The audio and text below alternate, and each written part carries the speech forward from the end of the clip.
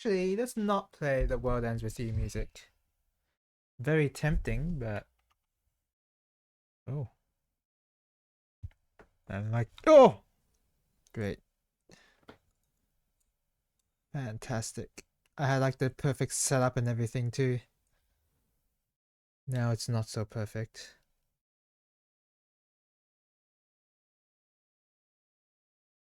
And that's gonna get knocked over as well.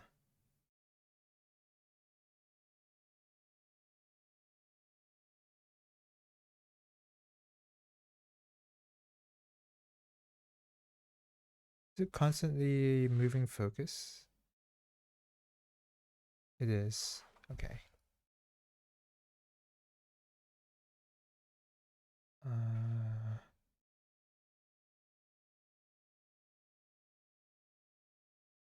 Okay, I guess I'll manage to focus on my own. You don't need low light compensation.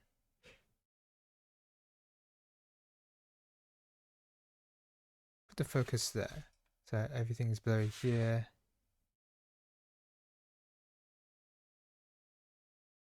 We'll keep exposure auto. Alright, what music do I play? Let me show the guy first. There we go. Oh, that's some nasty exposure.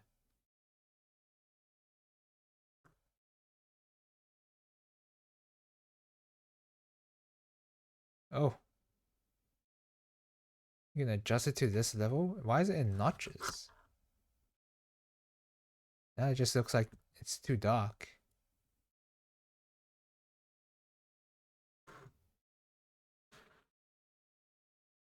It's too blurry.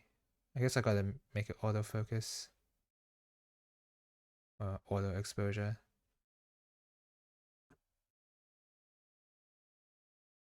Huh. It's too... It's too exposed.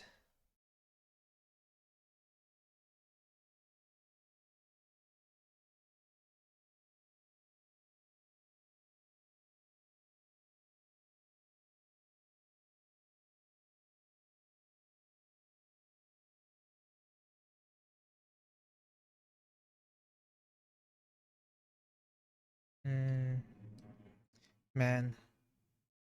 I'm not a huge fan of my camera angles here, but whatever. It's gonna have to do. What music did I want to play? I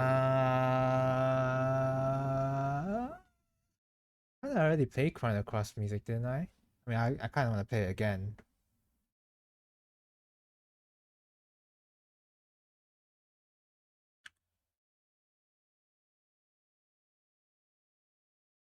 Nah, I already played it.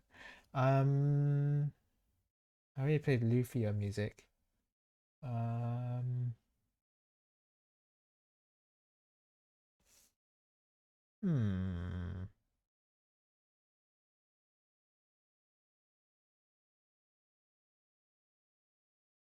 Hmm. I'm struggling to figure out what music I want to play exactly.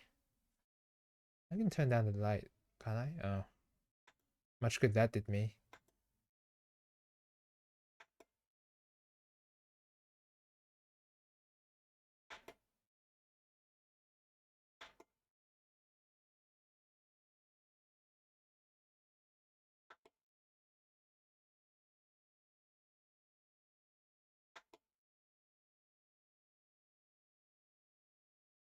Okay, my camera's having weird effects based on the brightness of my... Weird. Is it because of that? It seems like the brighter it is, the clearer the model, which is weird. Okay, well that's fine.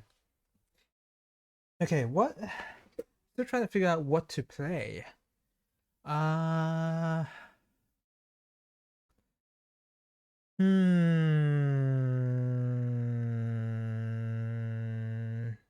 music to play. I can only think of RPGs, and considering I want to play Eternal Sonata at some point, I don't want to play music from that yet. Should I just do FF7 music? Let's do FF7 music. Oh wait, we already did. Let's do FF13 music, actually. Have something totally different. The music to FF13 is actually not that bad. No, I don't think anyone even thought it was bad. Like, every complaint about FF13 is not the music. Which, yeah, the music's great. Okay. Oh my god, I shook the table. Shouldn't do that. Alright. Hello, welcome to the stream, Ursulin. No, it's a little surprising. It's a bit loud. It's a little surprising I haven't played FF13 music yet. So I decided to do that now. Wait, why am I taking everything out here?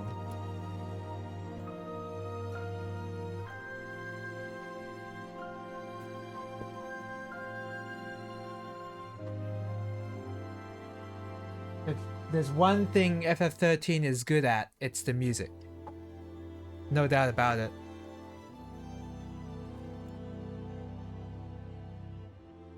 It seemed to 19 released on Steam a few minutes ago. Oh, it did? How much does it cost? Let me check that out. Oh wait, then I have to go through Steam's really weird library navigation thing. In fact, I'll just look it up on the website instead.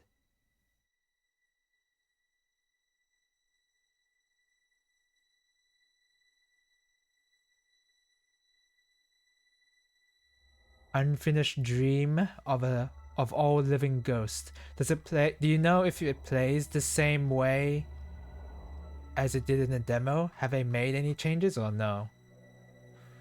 Because I know that Pitchy and I were a little mixed in terms of how the demo played. So I'm wondering if it's kept the same or they've made changes to it. I have a feeling they didn't make any changes, because I almost want to say, like, why would they? Because it was functional, right? But I don't know. Guess we'll have to see when I get to play the game later.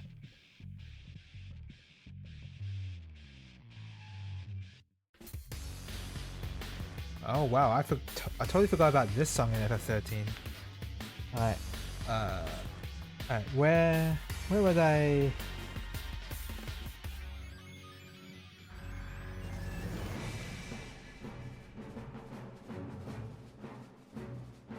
Left armor. Yeah, I'm doing the left armor now.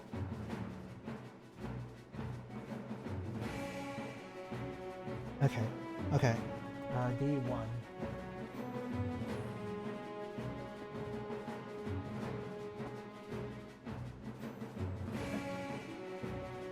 I wish I had a rack.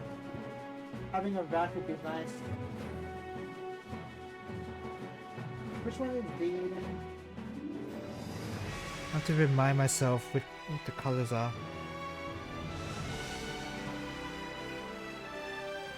None of these are D. Oh, this one.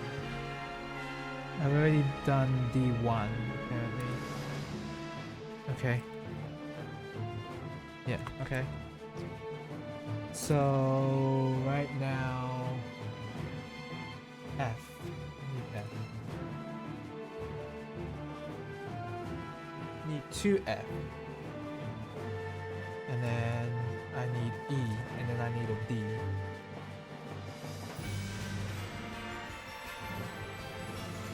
Basically everything. Yeah, we'll start with that. And then I'll get the rest later.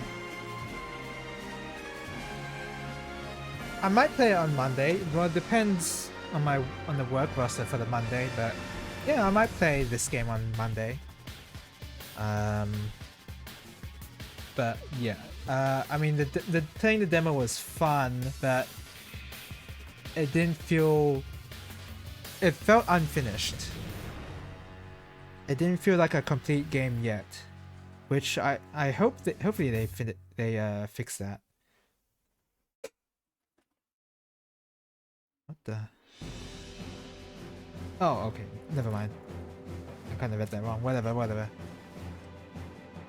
Based on the demo, I still prefer 2-9. Yeah, I think I am in the same opinion. But well, yeah, I guess we'll see.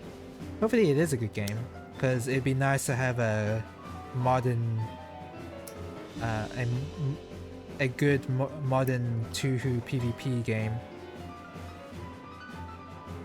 That's part of the mainline series, again. Because otherwise people will just play number 9, and number 9's a little messed up, to say the least.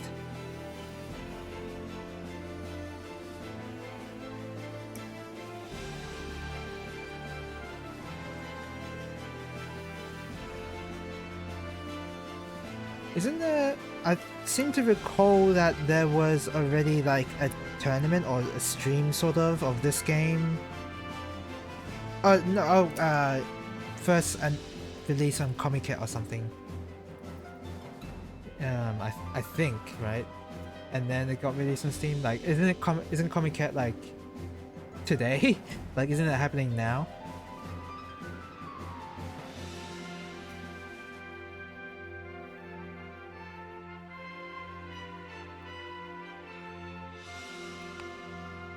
Where do I put my... Oh. There it is. Do I have another? Oh, I do. Oh no, that's G. 3? Wait, how come...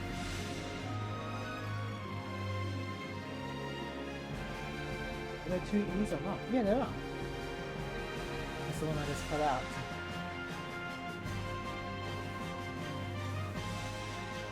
Two-9 is incredibly deranged and somehow in a good way. Yeah, some people think in a good way. Some people think in a bad way. I am very middle ground when it comes to 2-9.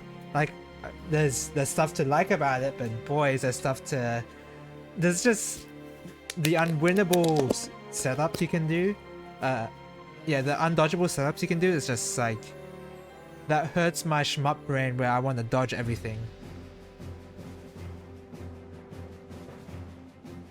But I mean, that's the point. You wanna be doing that because it's a PvP game after all.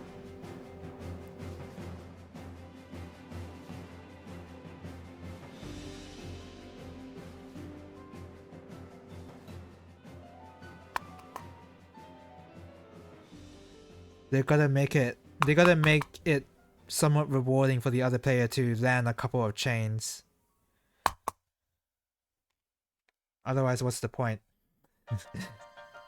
2-9 being broken is a feature. Exactly. Yeah. If you're not playing the game to like set up unwinnable situations for your opponent, what are you doing, right? That's the entire premise of the game. That's one of the setting points of 2-9 after all. To me, it helps that Komachi is high tier. Oh yeah, sure. I couldn't really say what my favorite 2 character is. Like, you would think it'd be Iku, and she's up there. But favorite? I don't know about favorite.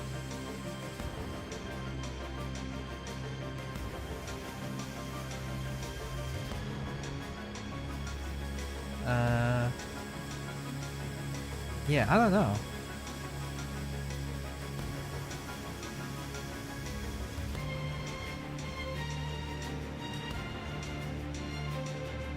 Should I just go basic and say, oh, Marissa's my favorite?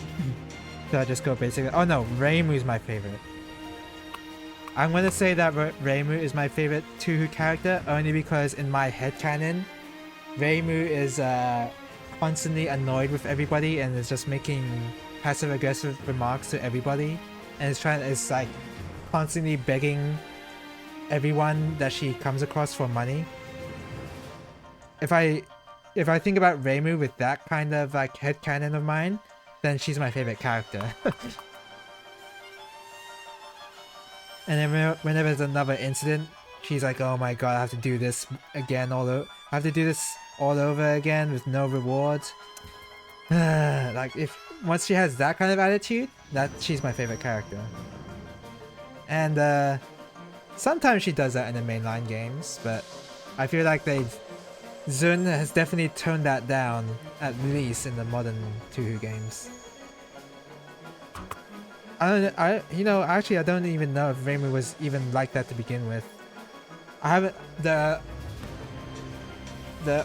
earliest Tuhu game I played way back when is Tuhu 6. I didn't play anything prior to that.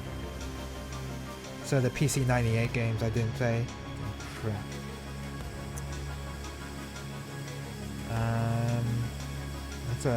That's a large stress mark, whatever.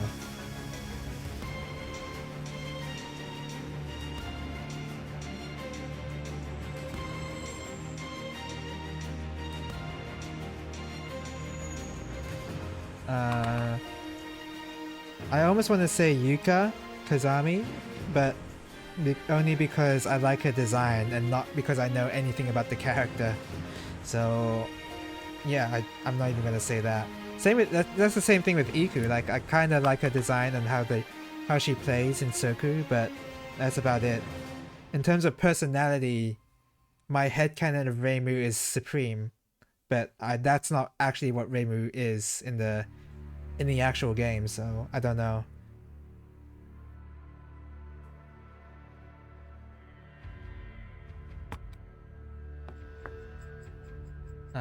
Where's my... Oh, there's my knife.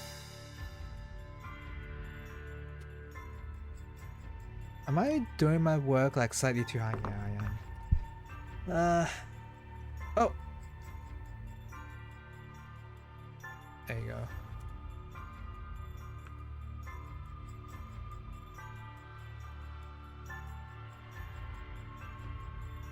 Kinda. Okay.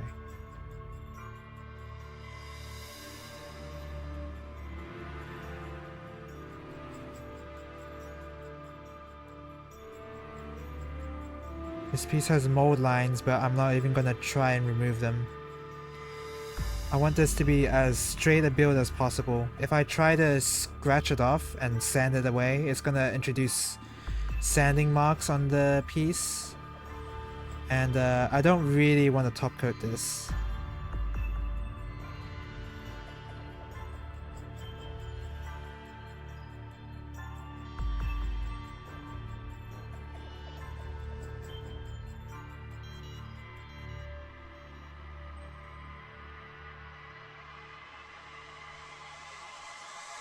Man, I'm so bad with the knife.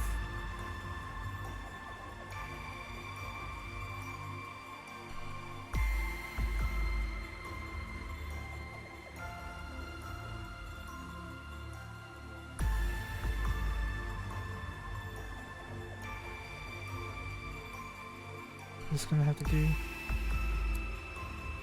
Yeah, I will have to do. I kind of want to prioritize speed over removing the nub marks to be invisible. So I'm just gonna move on.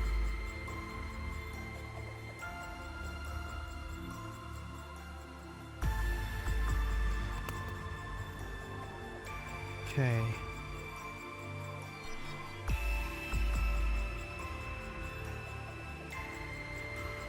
I'm not even sure if there is now even a canon personality anymore. If there's even any canon personalities with Tuhu characters anymore. It's just they're all too entrenched within their own memes, and like everyone now thinks like they associate certain characters with memes, like how I associate Marissa with how Marissa's a thief. I mean, that's basically all I know of her. And I don't even know if that's true anymore. I suppose 219 could have been a better pick for spending my Fiery Fest money on. Oh, what Fiery Fest? What's going on there? Is he hosting some sort of shmup thing? What's going on?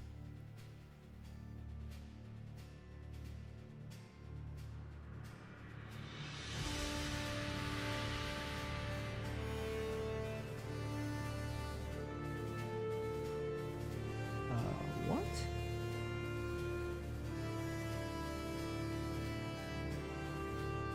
So this... Oh. Oh, whoops, I didn't even remove this knob. Whoops.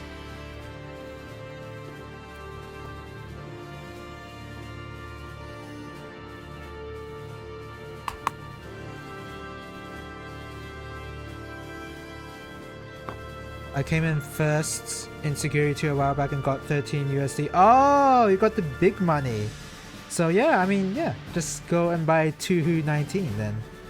That's the perfect usage of your prize winnings, right?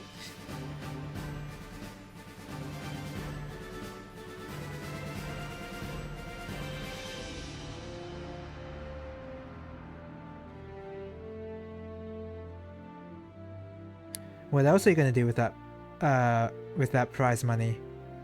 Nothing important, so you may as well spend it on 219.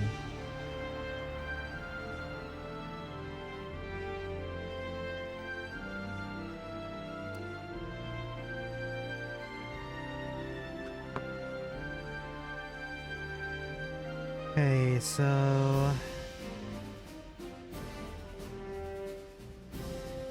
yeah, oops. There we go.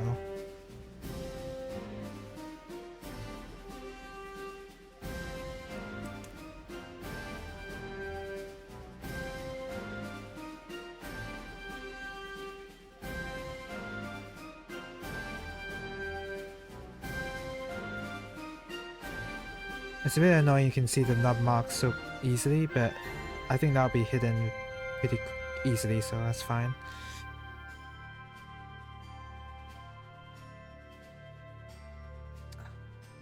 And I really want to make this camera higher, but there's only so much I can do with a tripod.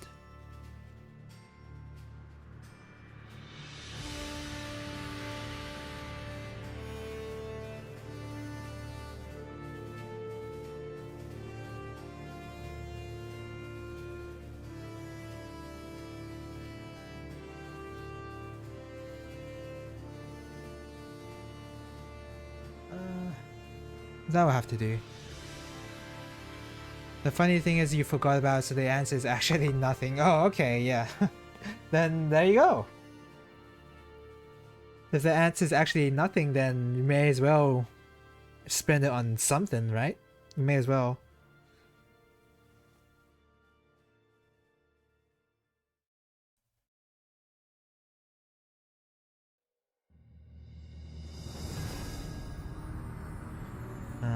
D3.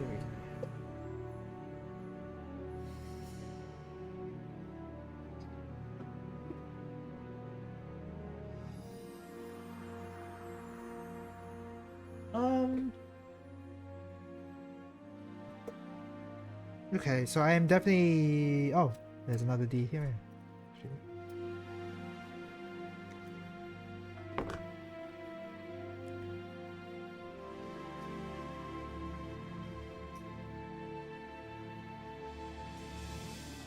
We'll see if this Tuhu game is good.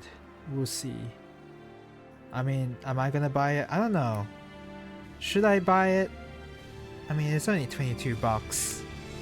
So it's not that bad. But then... it's not that bad, I guess.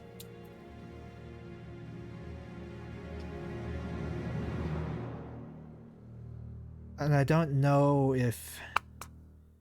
See, if you play the demo, like, I don't know if that's the...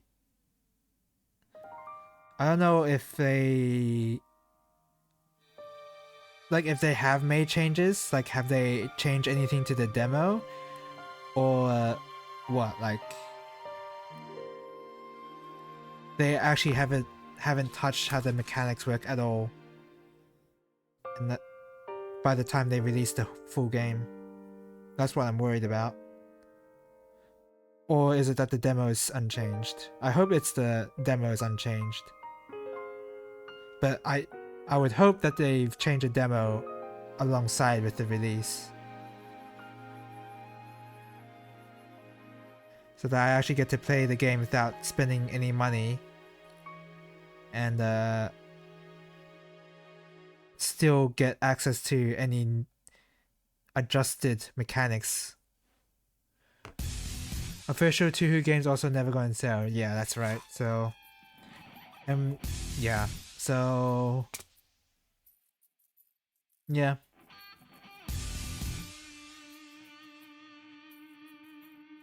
Also, I don't know why.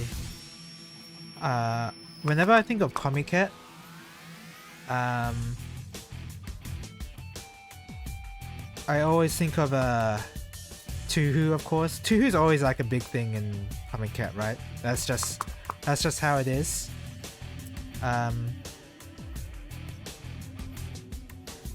But for some reason, the other franchise that I think about with regards to Comiket is for some reason Yumineko and Higurashi. I don't know why those particular franchises, why I associate them with Comiket, but I just do. Well, with Yumineko, actually, there is a proper reason. Because in one of the chapters of Yumineko, they mention that there is like a Comiket section going on. And I think it's in one of the earlier chapters as well. So that'd be why.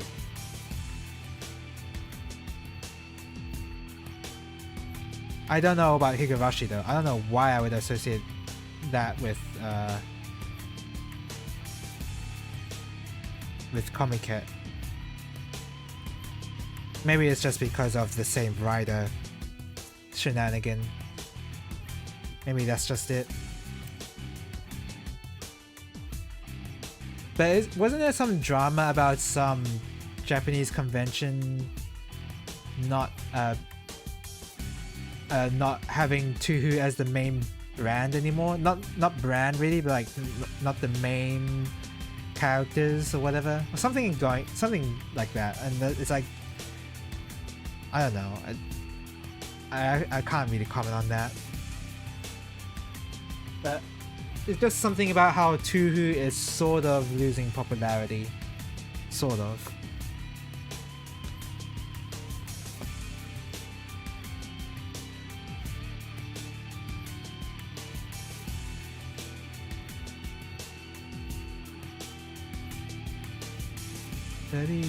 $30 and $31.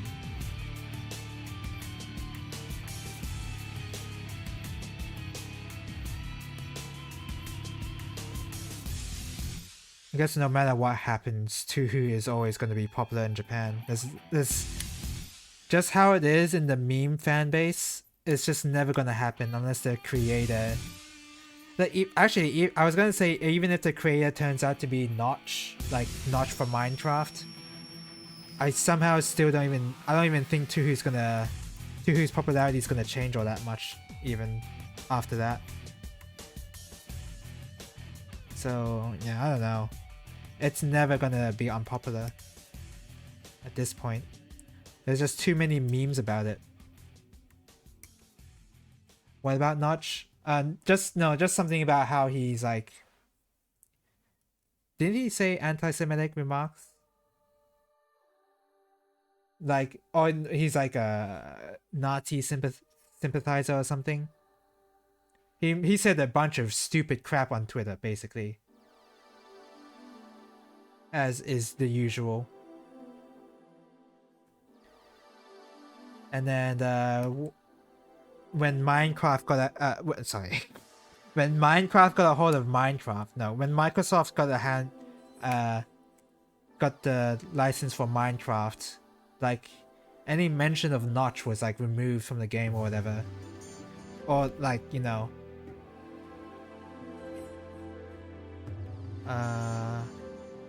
right? Oh yeah, okay. And then see.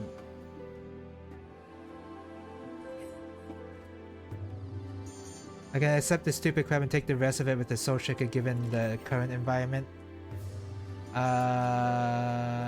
Probably. I don't really know the full situation, mind you. I think like as far as I know he said stupid crap. But I don't know if it's like that's the full extent. Maybe he participated in protests or whatever. I could not tell you. Because I've never played Minecraft. But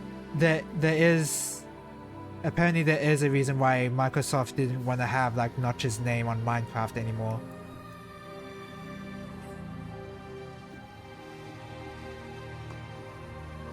I think he let. I don't think it's like.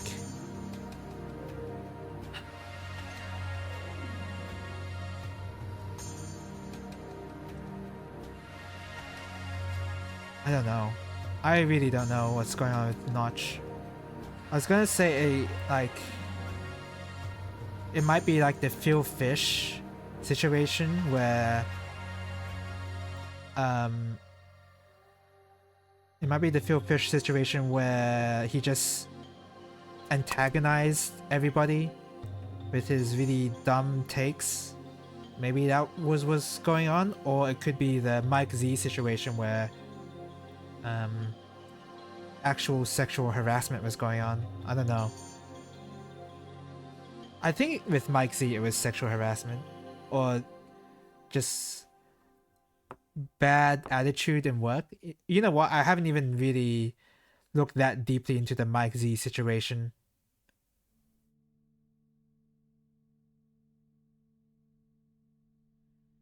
Maybe it is for him. He just said really antagonistic stuff as well.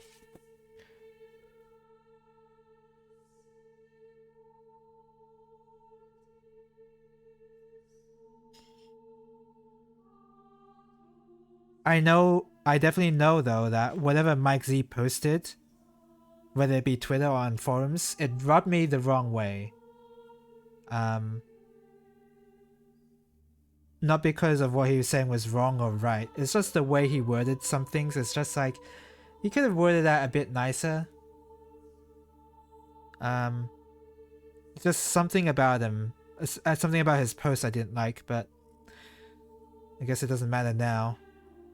And of course, hindsight, it's 2020, right? But I just wanna claim that I felt like his writing style was a bit off before the controversy surrounding him. That's all I want to say.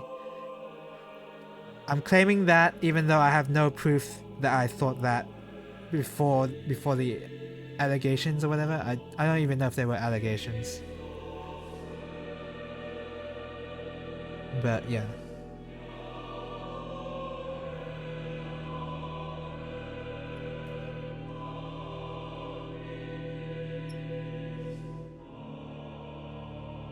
Option selecting?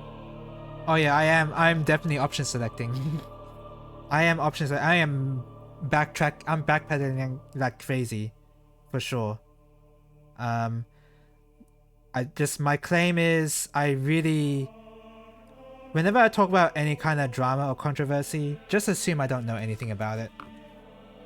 That's my option select, because I really don't. I don't really look into that sort of stuff. I'll be honest.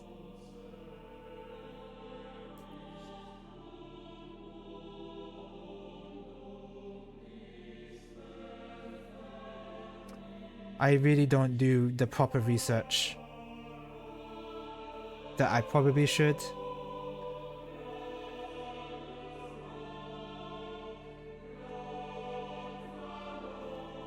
The only time I've really well, I don't know if I really looked into. I'm pretty comfortable with my position of Blizzard. Activision Blizzard is like the worst company ever, in more ways than one.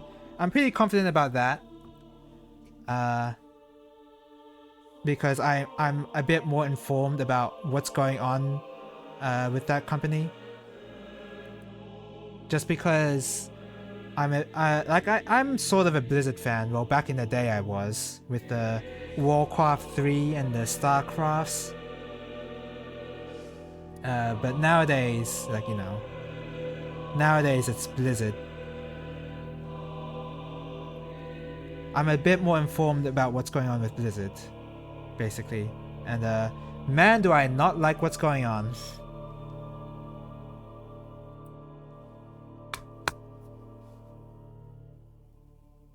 But anything that's not Blizzard is almost like I don't really know that much.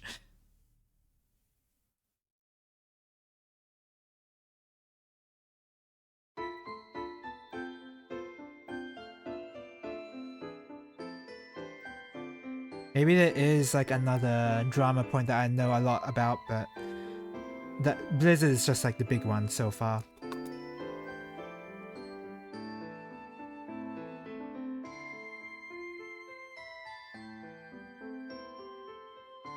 This has the same... This song kind of feels like a Tuhu song, but not quite. It's too relaxing. Like, it's a lead up to a Tuhu song, but it's not quite.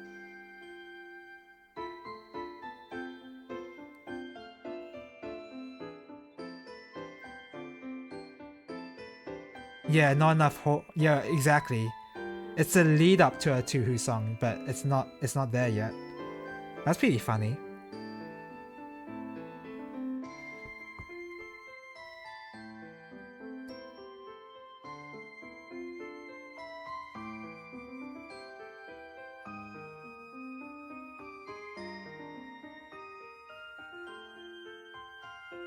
Maybe it's a lead up to an arrange, actually, more than a... Maybe it sounds more like an arranged Tuhu track than a Tuhu track. Maybe that's it.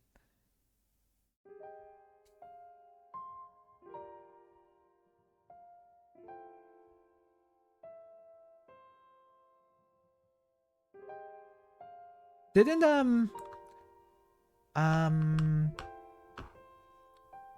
Tuhu games have commentary for the songs, right? Like if you go into the music room, isn't there commentary about how Zun made the song or whatever? I think there is something like that in Soku, but I don't know if that's like a... Is that a common thing that the main Tuhu games do? I think they did it in... he did it in Imperishable Night as well, so yeah, it is a common thing. I definitely would love to read those, because I remember them being pretty funny, honestly.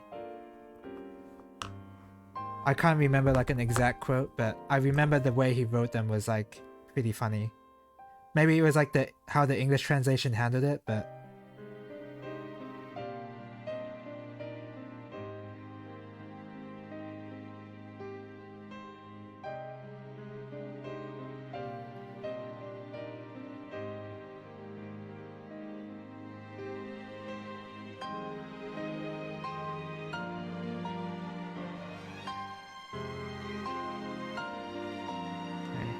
Speaking of, Comic Cat still does CDs, don't they? CDs are still a thing in Japan. Because I was gonna say, like, I wonder if Comic Cat does... You know that one shmup game I played? Was it Asterbreed? Hold on. There was one shmup game I played that had like a ton of like artwork they use for Comic Cat marketing, advertising or whatever, and there's like a lot of concept art as well, and like the CD art for Comic Cat. I don't remember what the game was, is the problem. It might have been Asterbreed.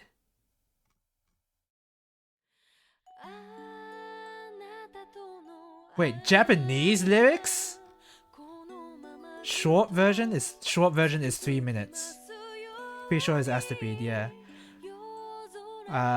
All this is to say, whatever game it is, please have that for every game. I don't know. I really like having that sort of info. Yeah, it is. It's Asterbreed Definitive Edition. Having that sort of info is pretty cool. And Touhou doesn't really do it, do they? I don't really recall any release having Comiket info in the game itself. Nor I don't think Zun would even do that to begin with. And Asterbreed has only done it because it's the definitive edition, so yeah. Just allow me to see concept art. I find that sort of thing really cool.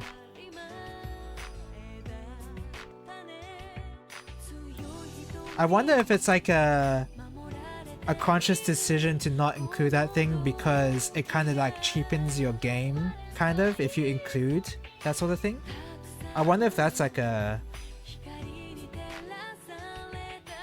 I wonder if that's actually a thing. It kind of sounds like it would be. Like executives would not...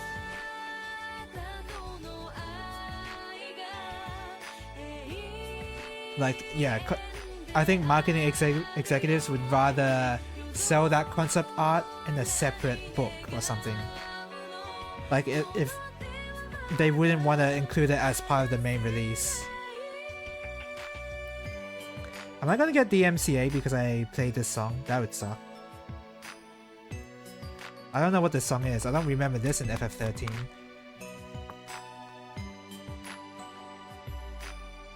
Maybe it's like a credit song? I don't even know. But then I don't remember a lot of stuff about FF13.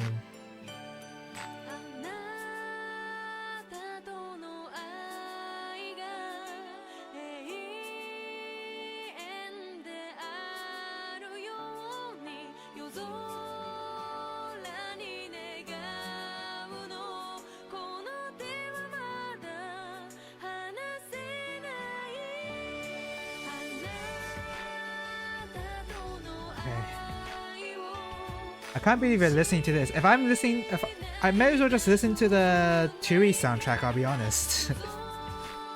Because I don't know. I mean, FF13 music is good, but I don't want to listen to this music right now.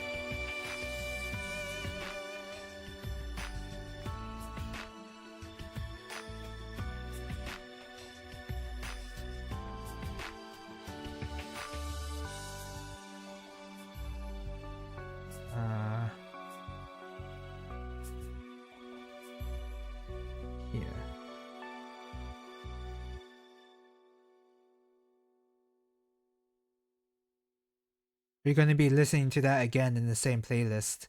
We listened to the Chocobo theme from 13.2, the crazy Chocobo one. That's my favorite Chocobo theme by far.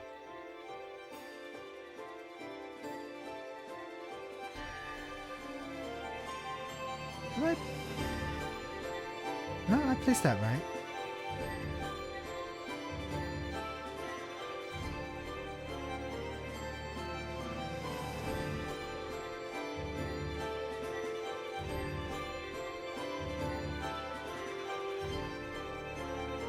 Okay.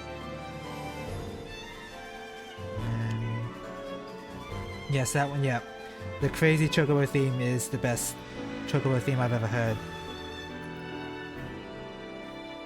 It went in my sleeve, holy crap.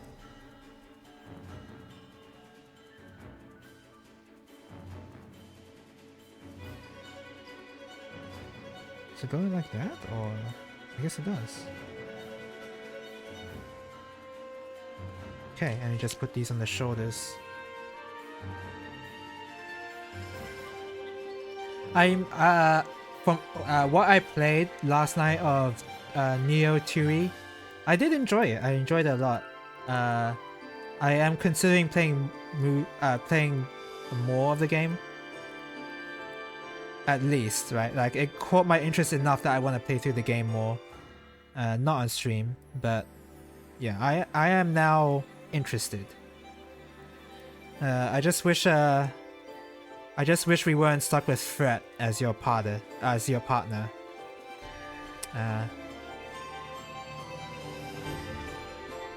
Because he's pretty annoying. He's pretty annoying. And I'm like thinking of like all the other partners that you get in the original 2E. You get Shiki, you get... Is it Shiki? Maybe it's a different name. You get Joshua, you get... I forget his name, the skateboard guy. And they... I like those characters. I mean, I don't like them a lot, but I like them. Yeah, that's about it, right? But for Fred, I clearly do not like. Like, I like everybody else but him. So, there's already a problem there.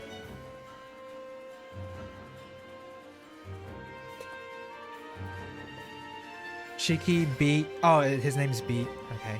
And Rhyme.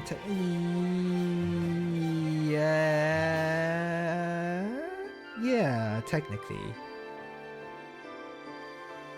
I was thinking like technically partners that you use in gameplay, but yeah. They're not on the level of threat in terms of how much I hate them, basically. If I like them, yeah, that's about it. I might not like them a lot, but so much better than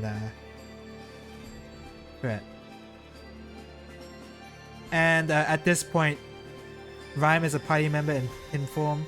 Yeah, but I mean, yeah, I know what you mean, but yeah.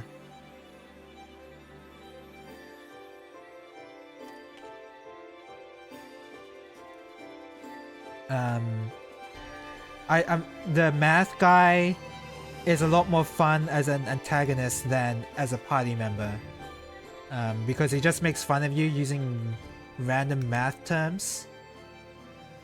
And I mean, that's naturally antagonistic behavior, right? But having him as a party member is just a bit weird.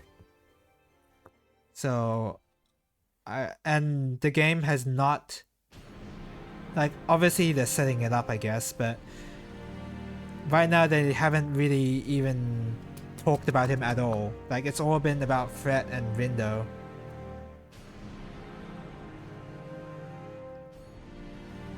He basically doesn't really speak at all.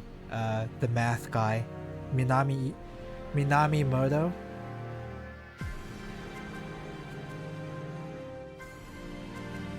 Like, he's much more fun as a villain than a party member, but who knows what they're gonna do with him at the moment. So yeah, not in terms of partner choices in Neo 2E, not impressed.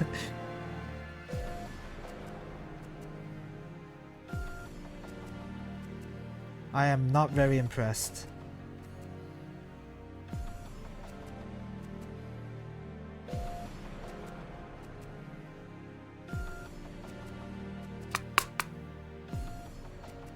Hopefully it turns out better later.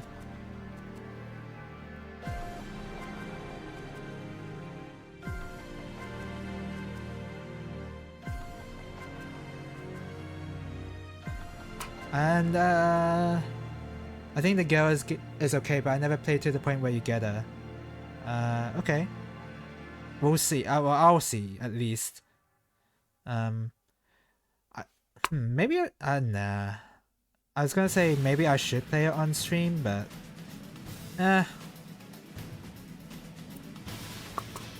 only reason I would be playing it on stream is just to react to the dialogue. That's really the only reason. The only reason I would play it on stream is just to react to the dialogue. Which, I mean, that could be a good reason, but...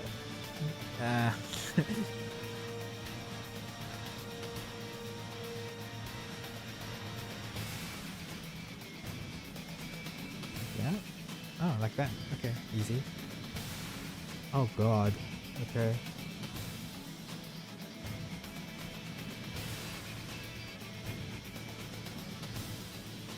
A23.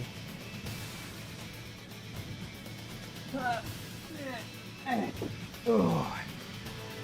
So this is going off the fact I haven't heard anyone complain about it. So there have been Reddit threads or Steam library, Steam forum posts of people complaining about fret. Is that right? Is that what you're telling me? I'm not surprised if that's the case.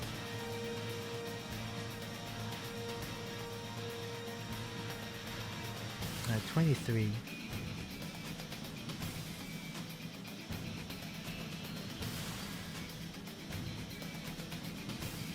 Oh.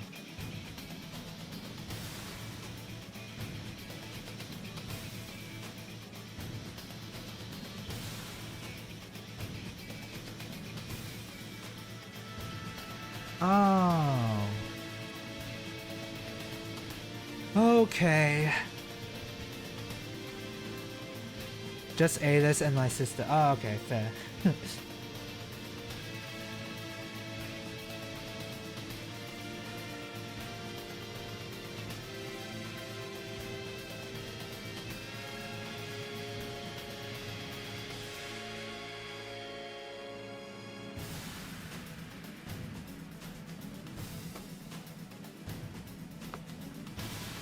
Okay, this piece is gonna be pretty annoying.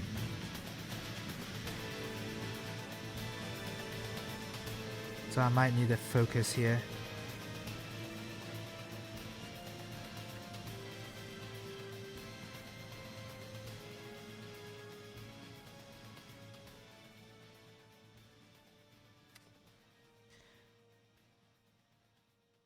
Because I do have the tools to paint the eyes of the model, but I don't want to do that. I'm going for a straight build, so minimize painting as much as I can.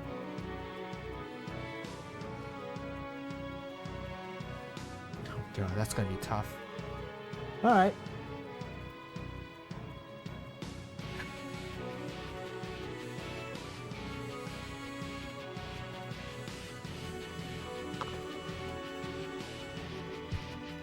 Here we go.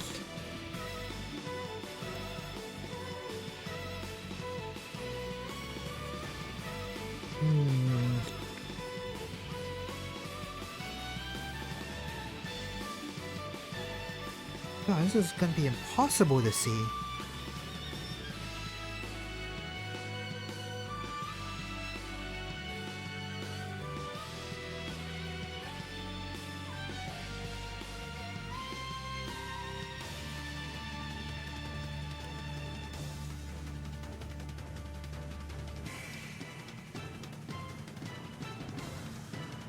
Should have got some reading glasses.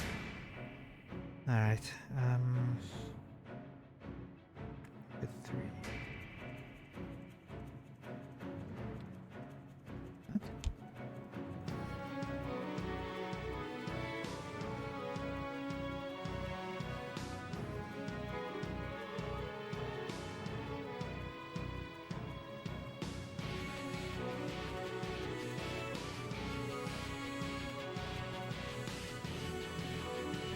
Well, that sticker got ejected. Now I can't use it. Ah, whatever. It was gonna give. It's only gonna be a minor detail anyway. Whatever. That sticker just got ejected. That's crazy. Whatever. That piece wasn't important anyway. I could tell it wasn't important. Alright. It sucked that I lost it, but whatever. Alright, so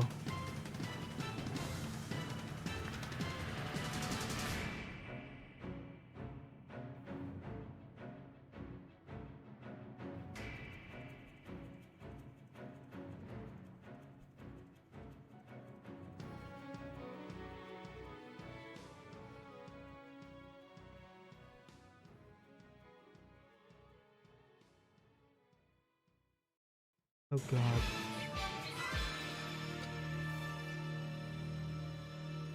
I really need to...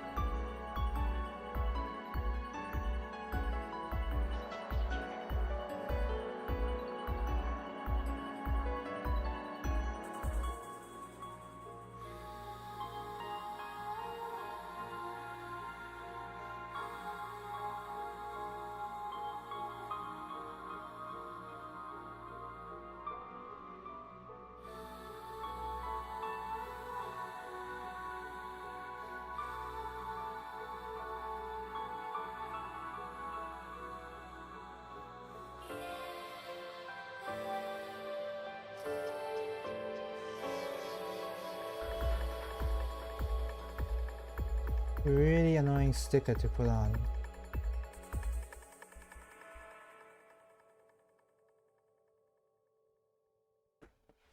Can barely even see.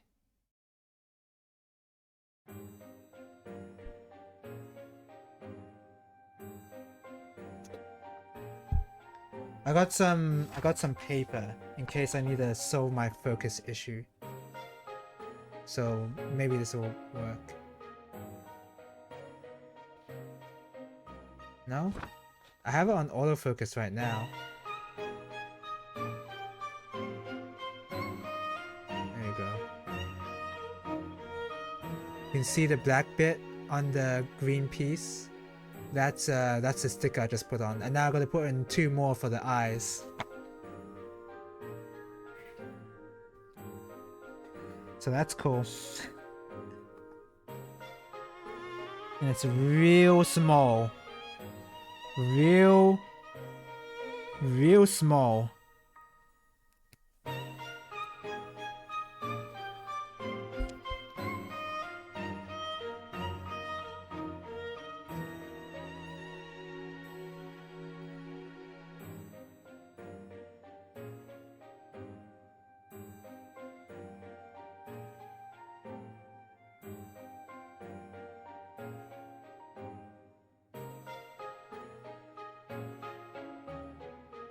Oh my god.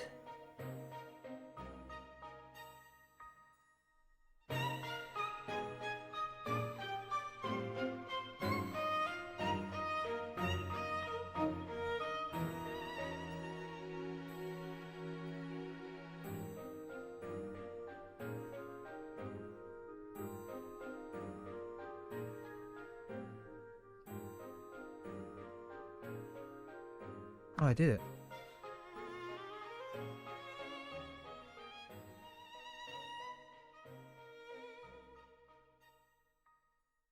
Oh my god, I did it. Did you see my face there? I can't even see my chin there. Perfect camera placement. I was like leaning in very close. So let's see if the camera can show what I was doing.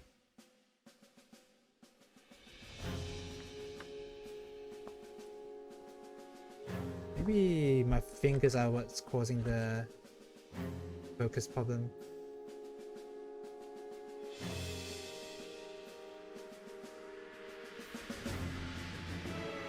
So you can see on the right, that's the one with the sticker.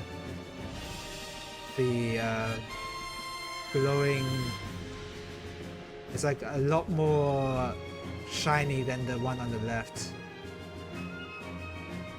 So yeah, I needed to put stickers on each eye. It's hard to see because of the focus. I don't really want to have to mess around with manual focus right now. So I've got to do that for the other eye. Whoops, sorry.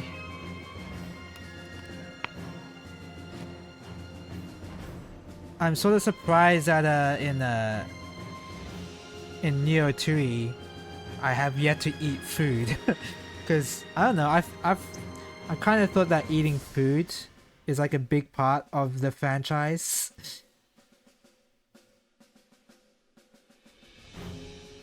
eating food and getting time gated.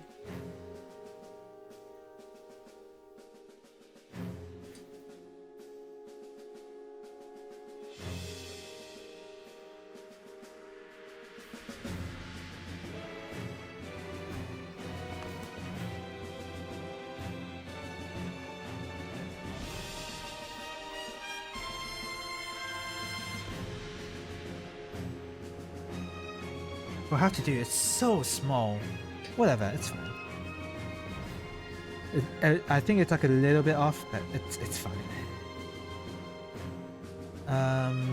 So with this piece here, is it this piece here?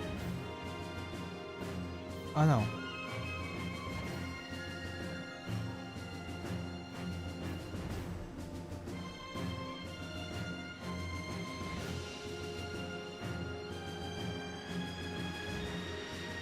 This. I'm sure you can in the original 2E game, I'm sure you could get around the time gate by just messing around with the DS.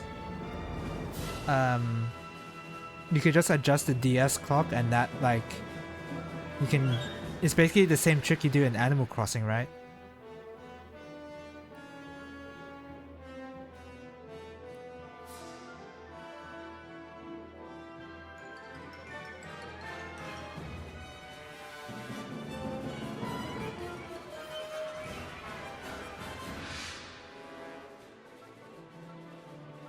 The heck?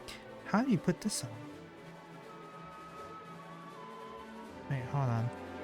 So the problem with working with RG kits sometimes is that they're so small that they tend to be harder to build than master grades. Like, and no joke too, because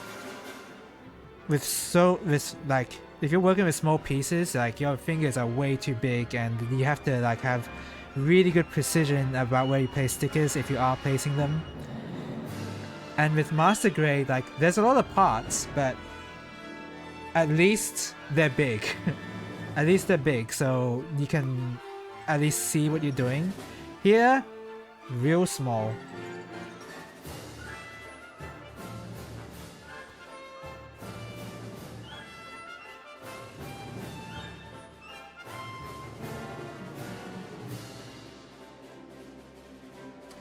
Okay, time to place more stickers.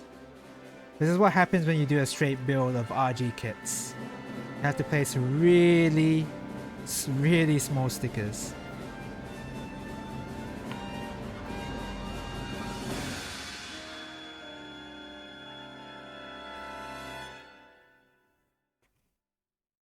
Anyway, yeah, with 2E, with Neo 2E, I want there to be a bravery stat again, and with the bravery stat, like it makes it so that you can't make Neku wear the Gothic Lolita dress. That's what I want.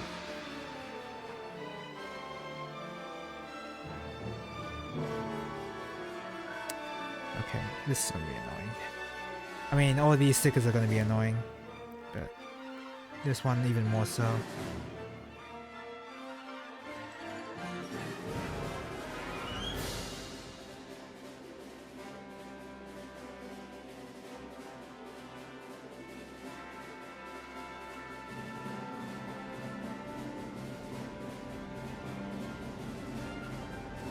Which way is it supposed to go?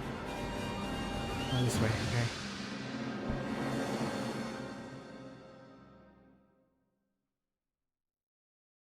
Oh wow, that perfect placement. Wow, that was perfect placement. Wow, okay. I'm the best at placing stickers apparently.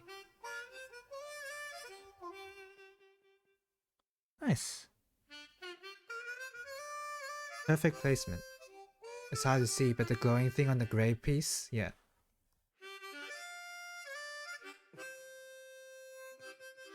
How did I find Lumines? I'm not sure if you can hear stuff during this ad or if you have an ad blocker. I'll say I liked it and then I'll just repeat it after the ad. But yeah, I like the game. Pretty fun puzzle game. Action puzzler, anyway. I didn't really see anything wrong with it. I don't like. I wasn't supposed to look for something wrong, but.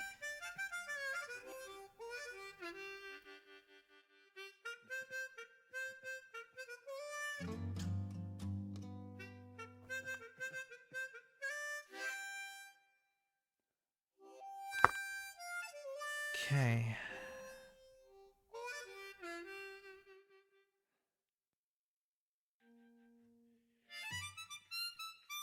And then now we're done with the stickers. Ooh. C and A. Oh, I have C and A right in my hand. So let's do C first. Oops, I hit the mic. Yeah, I enjoyed Lumines. Nothing wrong with it. Like, it's a good puzzle game. I wasn't supposed to find something wrong with it, but yeah, it's good. Like, I guess the only thing that could be wrong with it is like the music choices are a bit suspect, maybe. But when I was playing it at locals, I really was not paying attention to the music, so I can't really say anything about that. I know there were I mean I identified the weird music choices, but I mean that's only like out of context, like, oh, it's supposed to be weird kind of thing.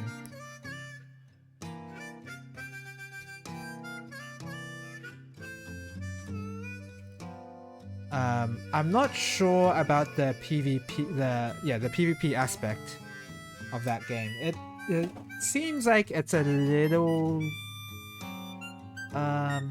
like, I don't know, I didn't know what was going on, so maybe I can't really say that much, but the way that you take space from your opponent, it kind of feels like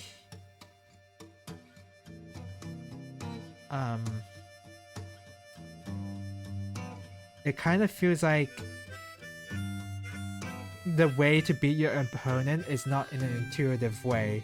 Because what I was doing was like, I was stacking up pieces on the furthest left of me because I was on the right side, and it's almost like I didn't want to keep dropping my pieces, because if I kept dropping my pieces, then I just die faster. But yeah, it would have to be something where I have to look at a guide or whatever, to really figure out what the multiplayer is even doing. But that was just like my initial thoughts, which could be wrong. So yeah, the multiplayer aspect I'm not sure about, but the single player, like, it's totally fine. It's a good game. Remaster is not expensive because it's pretty cheap on sale, so I think it can fill any needs for a block-based puzzle. Oh yeah, sure. From what I play, most of the music in game tends to sound weird because of the sound effects that come from doing game actions. Yeah, that sounds about right. That sounds like it'll be... That's just part of the game, I guess.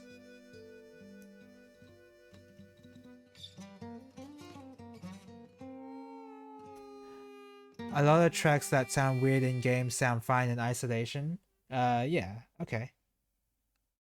I probably believe that. I mean, I like Mondo Grosso a little bit.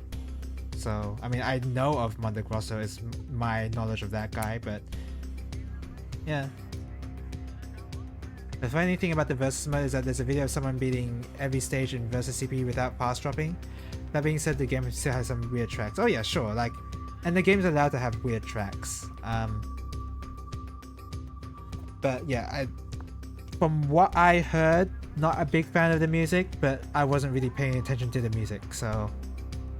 And the only tracks I noticed were the weird tracks, so... Yeah, beating every CPU without fast dropping. So yeah, it kind of felt like the more you played, the less you are at risk of losing. Like, yeah, I don't know, it felt a little weird. Great. Oh, there's it. A small piece.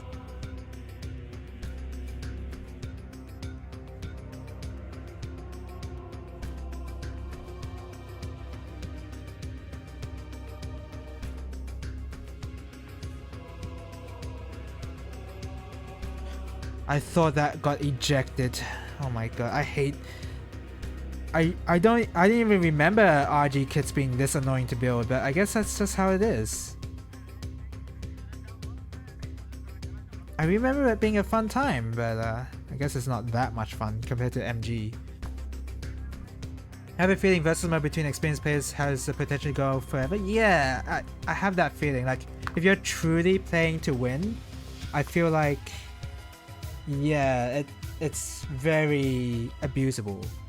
But I don't know for sure yet, of course, because nobody has done it, apparently. Until margin time becomes ridiculous, at least. Yeah, maybe it'll be the sort of thing where, you know how like an NES Tetris in tournaments they start above a certain level? The solution could be as simple as that. Like, you just make it so the pieces drop really fast at the beginning and then you have to deal with it, maybe?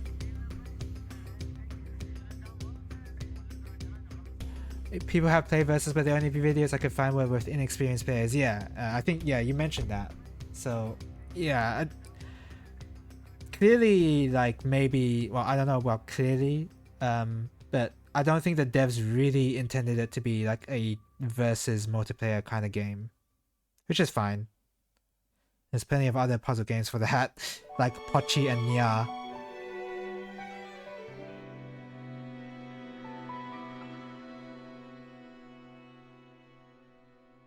And sometimes you just want a relaxing puzzle game.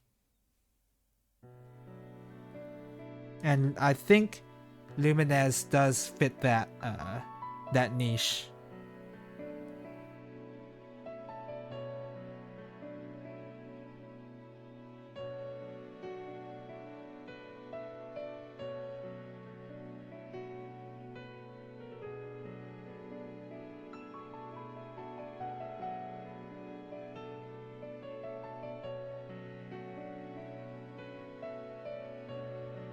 Oh, Lightning's theme. I was like, yeah, this theme sounds familiar. I mean, it is a battle theme. Lightning. I don't think anybody... I don't think many people even like Lightning as a character, except for the main director of Squeenix. Of the main director of the game. Or one of the guys, at least. Because they made so many games almost about her. Well, one game.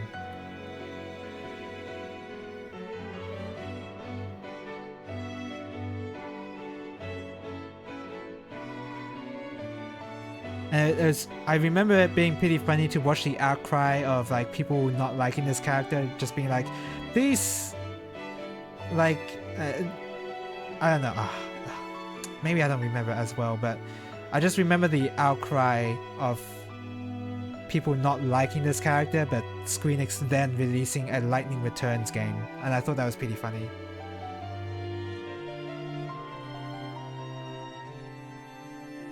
Oh, was that the wrong way? Oh crap, I was putting it on the wrong way. Whoops. I was like, this doesn't seem right. I keep pushing it in the hole, but it's like angled wrongly. Well, it turns out I was putting it in the wrong way.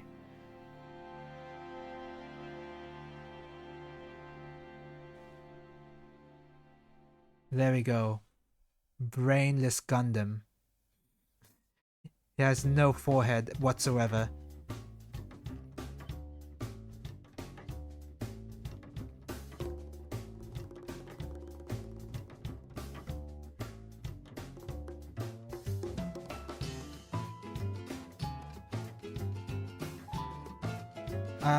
As for if I'm gonna buy Lumines, I mean maybe. I'm not in the mood for a block-based puzzler right now, even though I'm playing Magical Drop 3.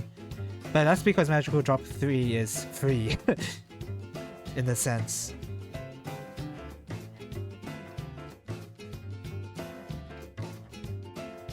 And that is more complex. More complex versus wise. Like playing against other people is like there's a fun metagame to it. And Luminous is not going for that. So it's going for calm, relaxing puzzler game kind of. So yeah, I tend to play the I prefer the more intricate versus puzzlers anyway. That's just my taste because I don't play a lot of puzzlers. That's really it, and I'm a fighting game player. That's all it really comes down to. Am I a fighting game player? Yes, then I like versus puzzle games. That's it.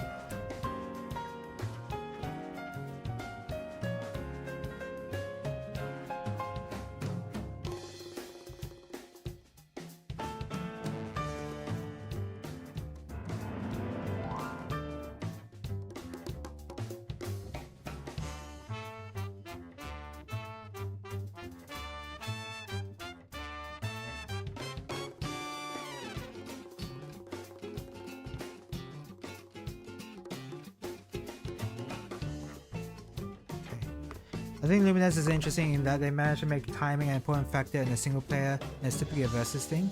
Yeah, because of the way the timeline works. Yeah, the timeline thing is pretty cool. I did enjoy that aspect, and like I could see how you could make like crazy combos utilizing the timeline. Like I can definitely see how appealing it would be to play like properly, making all these chains and like building them up and etc. Like that seems a lot of fun to me.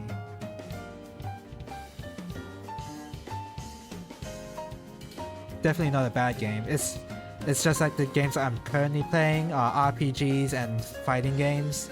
There's almost no time for relaxing puzzle game because the relaxing activity I'm doing is this. I haven't been playing that many shmups recently.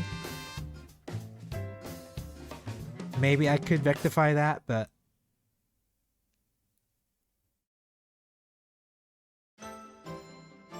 oh, it's the song! Wait, it's not the song yet.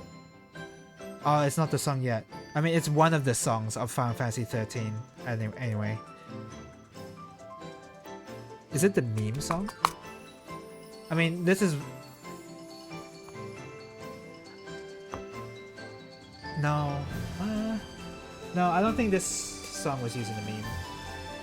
It could have been, but I doubt it. And yes, Lightning is indeed a boring character. That was many people's problems with that character, and yet they figured, oh, we gotta make a character for we gotta make a game for this character. Spark and Sparkle is also immaculate. I said I played it before, but you had to like, you almost had to remind me what the game even was. Is it the Jigsaw game? The Jigsaw puzzler game? It was it a shmup also? I don't even... I remember the Jigsaw. Twinkle Star Spice but Jigsaw. Yeah, I remember the Jigsaw part, but I don't remember how the shmup part worked. But yeah, the Jigsaw is at least... It's very innovative. I mean, that's the part I remember most about the game. So the fact that it has a memorable mechanic like that is pretty cool. Although how memorable, I don't know, because considering I forgot about the shmup aspect.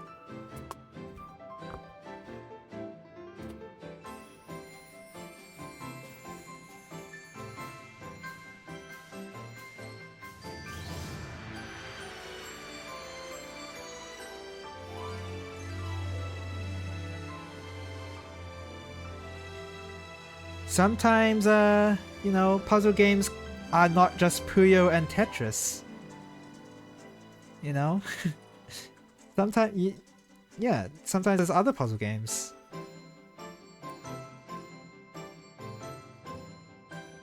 You can download Soundtrack for free even if you don't own the game. Oh, that's cool.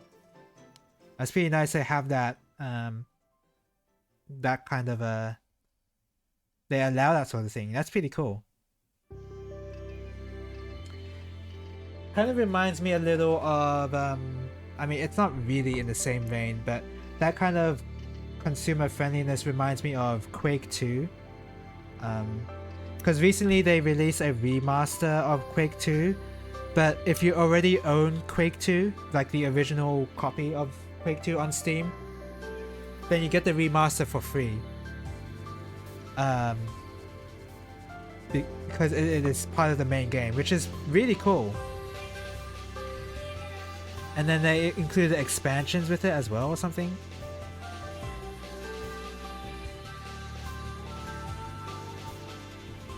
It kind of reminds me of that. Like that sort of thing is very rare when, in the latest gaming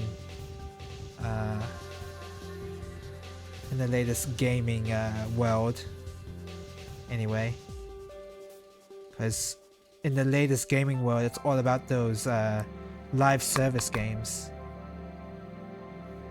So whenever I see something consumer friendly, I'm just pleasantly surprised.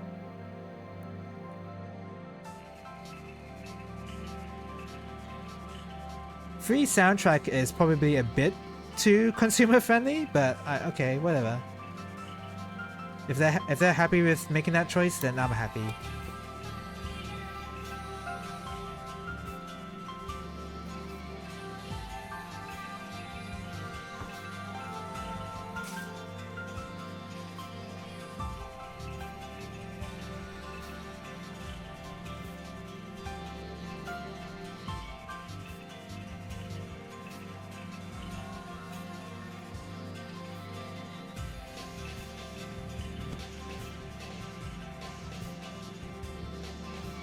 Where did that piece just go?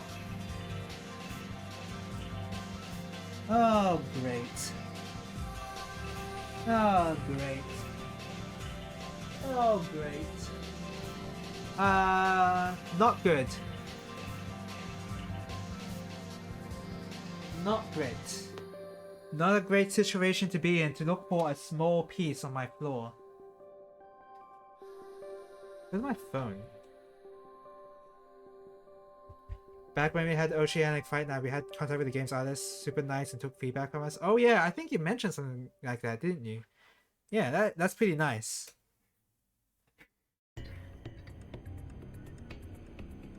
Alright. Where is the taste? Did it land in my painting case? I'm gonna have to dump it out.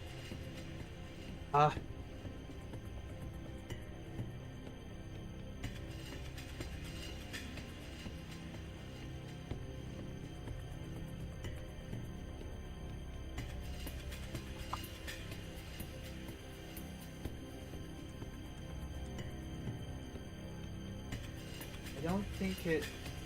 don't think it landed in my painting case, so that means it's somewhere else.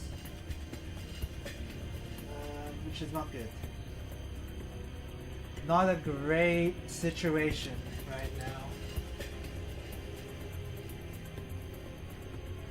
Oh man, this is the Gunpla experience. Finding a piece you dropped.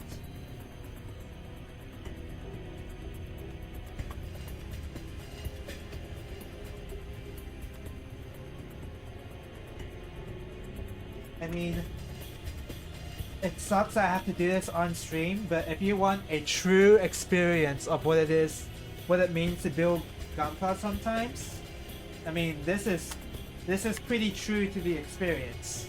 Not gonna lie.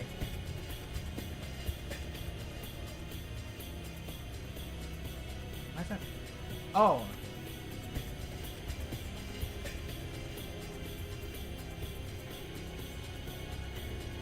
Ah. Where is it? Oh god, I have to look for such a small... It's so small! It is so small. Take a look at this piece. Right? But smaller. That's what I'm looking for.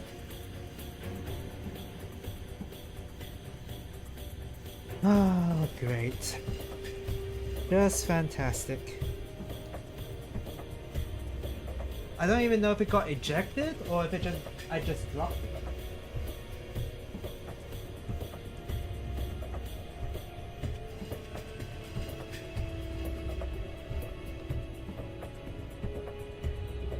So apparently 219 does have net play, but you have to unlock it by unlocking the whole roster. Oh, are you joking? You're kidding me. That's stupid. Come on. You're gonna...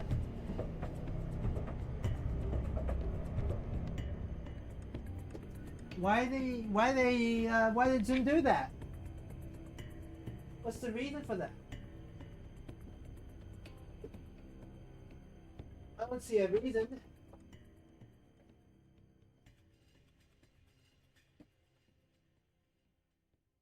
Oh my god, I thought... Oh my god, I found it! I found it! Oh my god! I can't believe I found it. In that amount of time, I thought it was going to take way longer. Oh!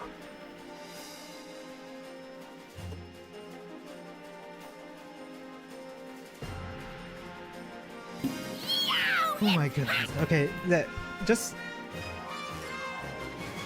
look at this piece.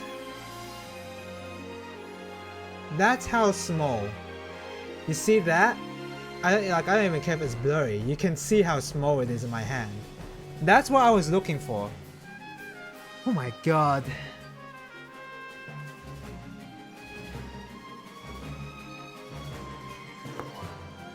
Okay.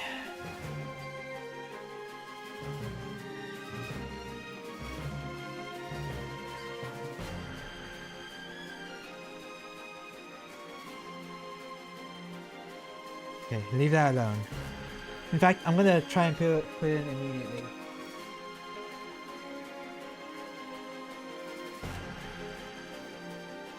H? What the heck is H? It is this. Wow. Okay. Anyway, yeah. Back to talking about Zun's weird decisions. Like, oh my god. Look, you want to talk about small pieces. Take a look at that. That one right there. You can see which one it is. I mean, the camera's not going to focus, but yeah. That one right there. Hey, it's the song! It's the Final Fantasy 13 song.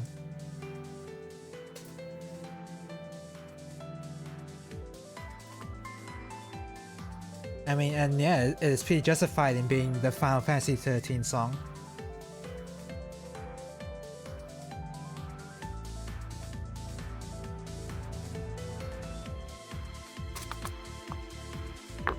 Okay.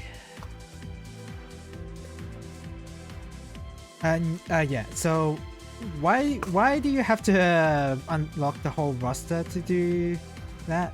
That seems like a really dumb idea. I mean, I guess it's gonna be the Soku route where you have to technically cheat to unlock all the cards, and then you can like actually use the cards you want to use in multiplayer, in PvP.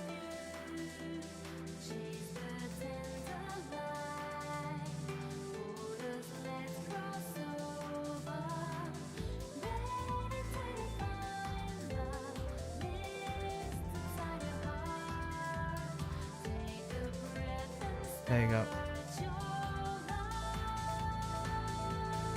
This is this song is really what I think of when I think of FF13 music.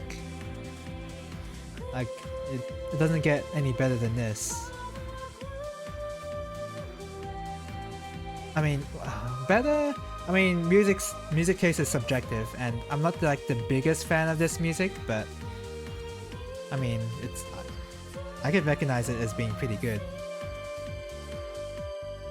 Guess you gotta dedicate some hours in 219 at some point then, and then you gotta like give you a save file? Is that what you're gonna do? You're gonna provide a save file so that you can actually get people to play with you? Because that's what has to end up happening.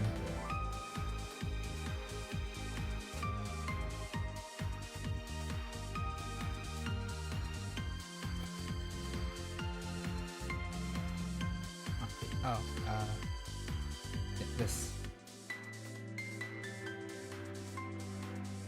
As being presumptuous, I couldn't unlock. Oh, okay. That's what you meant. I was like wondering, like, what do you mean by being presumptuous? Like, I didn't think I was asking.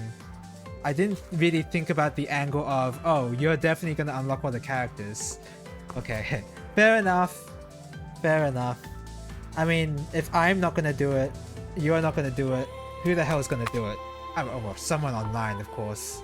Someone's gonna give their save file, and then there's gonna be like a online ready game file to use, for sure, right? So somebody's gonna do it. It's just gonna be neither of us. that's how that's gonna work.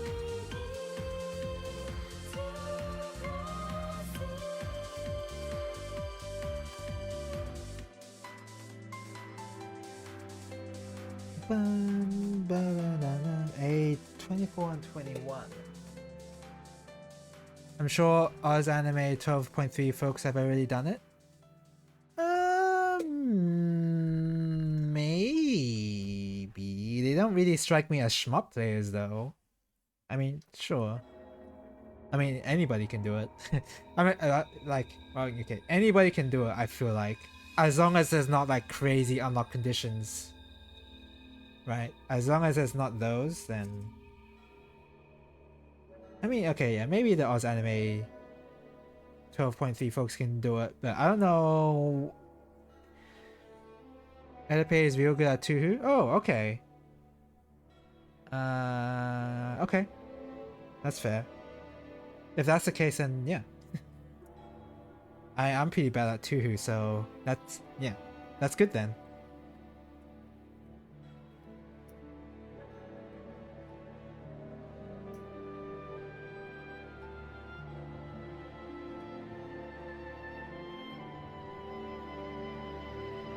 (24 and 21). 24. Why can't I see 24? Oh, because 24 is right here. Oh god. I have to make sure this piece does not get ejected.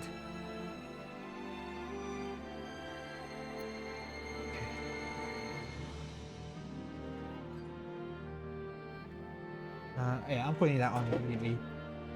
These pieces are way too small.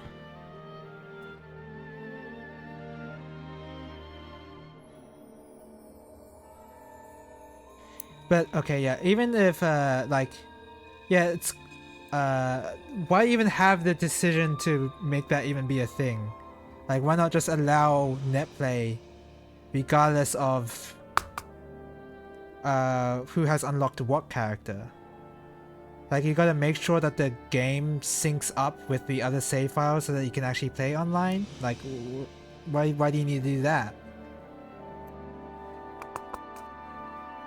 I mean, Mario Kart DS for download play had Shy Guy.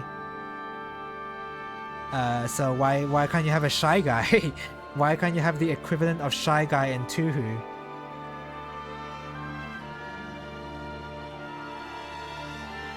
Like, let people play online and see if they like it before they go and unlock the whole roster.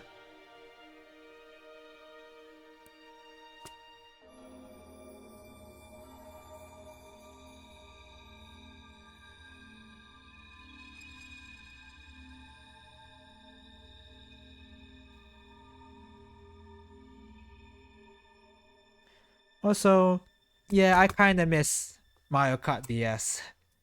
Kinda. And only because of the snaking technique of mashing left and right. Wore out your thumbs, but it felt skill-based. But, I mean, skill-based in a annoying way, I admit. But, I mean, I found it fun.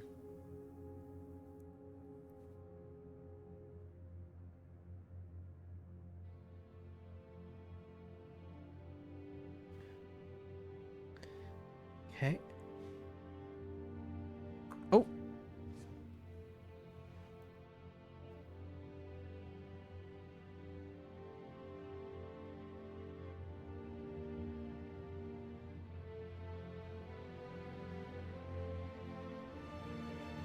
Nice.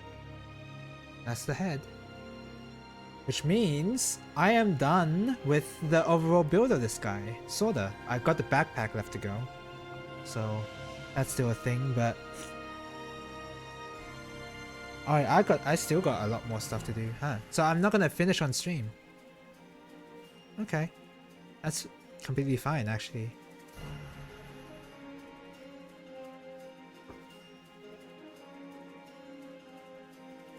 Alright. Backpack unit.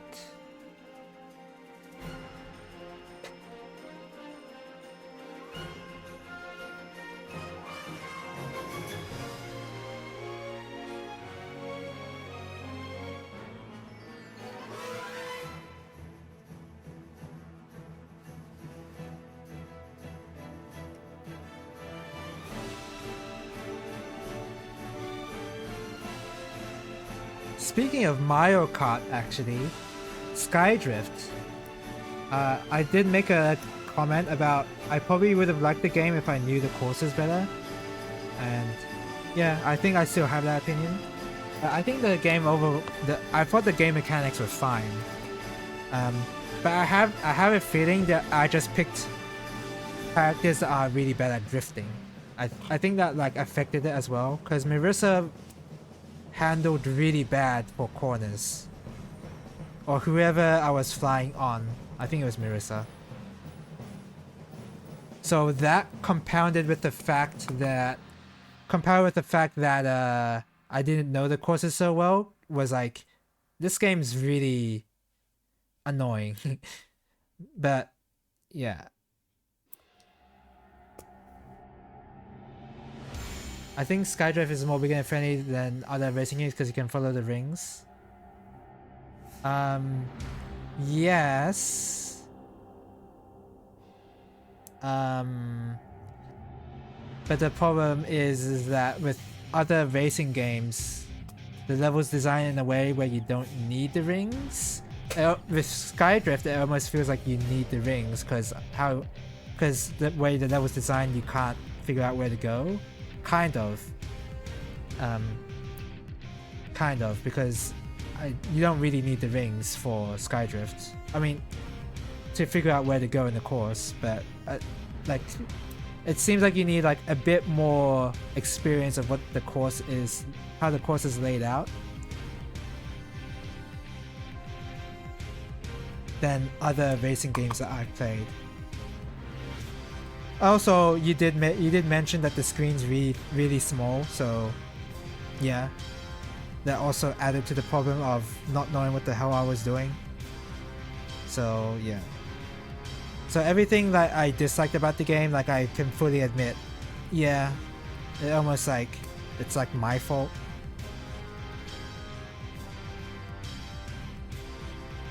So yeah. Should have made a note to recommend at least one technical type character. Yeah, probably. Yeah. I don't think Marissa was a good beginner choice to make when you don't know the course.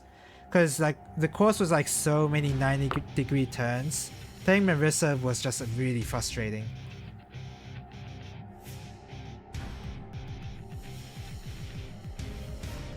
Because so many courses was like that, exactly.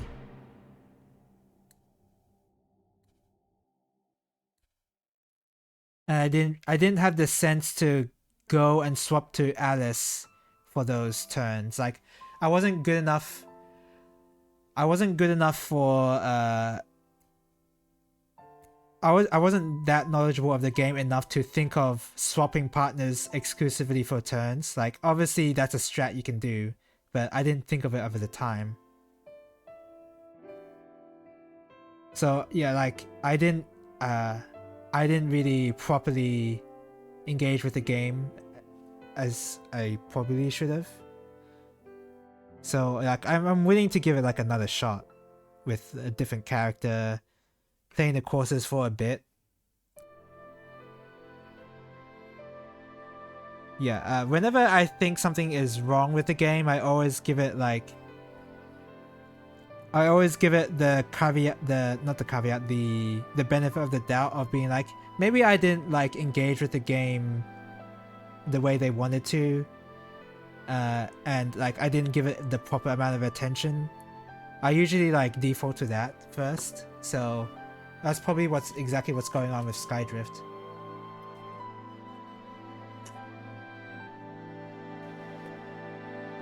Because yeah, I always take a step back and try to figure out the creator's intention. Yeah.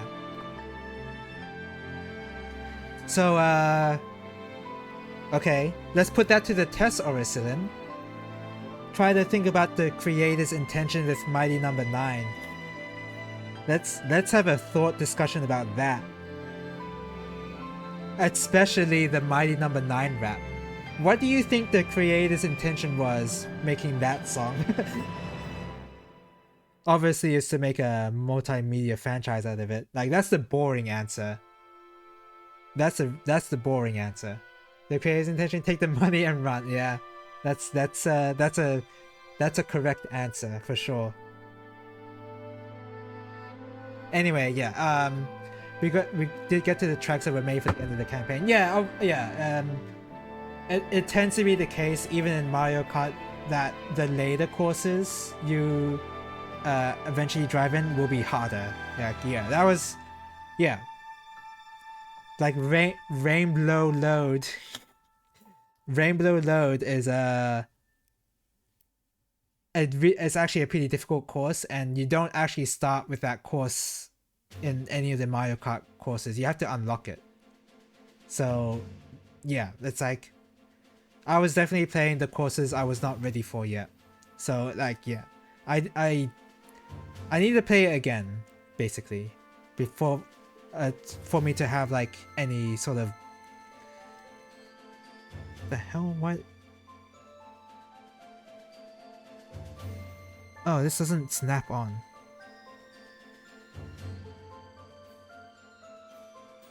Oh, okay. There you go.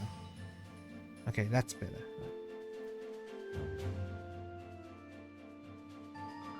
More accurate, waste the funds on parties and leave not enough to actually make the dang thing. Yeah, and also not give enough time to Chunsoft, even though... Wait, is it Chunsoft? No, not Chunsoft. Who the hell? I'm blanking on the... no. Inti Creates, yeah, what the hell?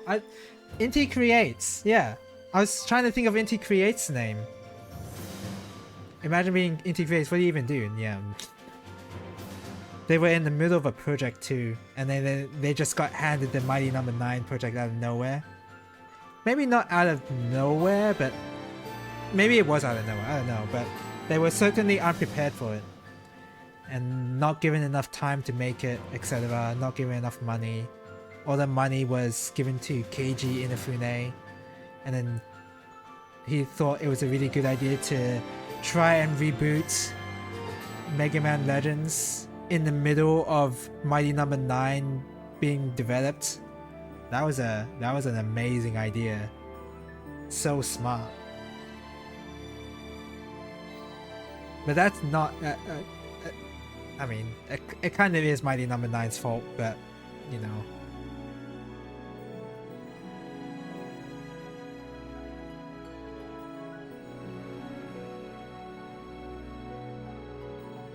Which one's G? This one's G.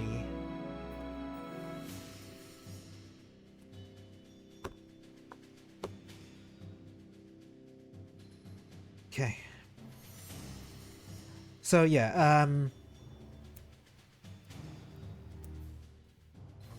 I can admit that sometimes I will get what I think what the creator's intention is wrong. Like that's gonna happen. For instance, like for Stranger of Sword City, here we go. Whenever I talk about bad games, I will of course mention Stranger of Sword City. But the reason why I think it's a bad game is just like a whole bunch of mechanics just not just to put it in a general sense without going too much into it, it's not fleshed out enough, and the strategies that you do end up happening is the same regardless of what classes you make. I hate generalizing it though. I want to explain it, but I really do not want to make another rant. I do not want to make another rant of Stranger of Sword City. Trust me. So I'll leave it at that. But half-baked ideas with very unnecessary punishing consequences to them, and not actually given proper ways to recover from those punishing consequences. In fact, you're punished even further for trying to figure out ways to get around it. So I have no idea on the conception of the mighty rap, except for the fact that Inafune is a big Westerbu. I mean, yeah, he really is kinda. What was that game that was not Mega Man related? It was Recall, right?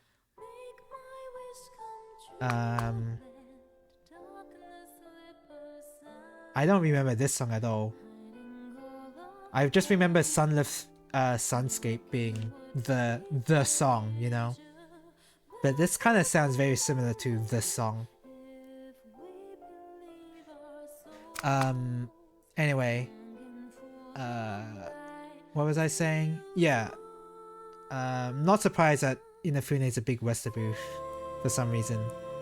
In a certain sense, Kojima's one, kinda. In fact, most of the popular... I say devs, but Inafune is not really a dev. Not really. So, you know, many of the Japanese game people, I guess, the people that are well known in the Western states, Western countries, are the Westerboos of the Japanese culture. I don't know what I'm trying to say. Basically, yeah, I don't know. I don't know what I'm trying to say. Just ignore that thought.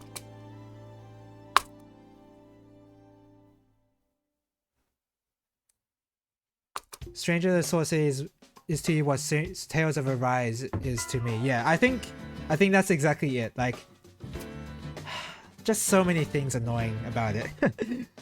Just too many things. Like, it's like too hard to like try and talk about the whole thing because there's just too many things wrong with it. It's like 1 hour. It's like more than 1 hour review of what's wrong with the game.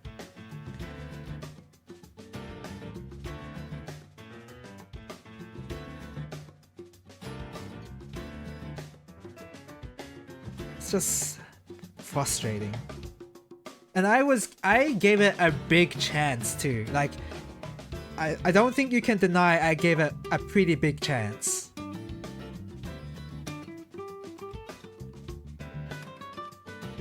And I still, like, I'm pretty confident that I don't think the game is good. I'm pretty confident that's correct. I don't know, like, obviously subjective opinions, etc., you know, but yeah, I just...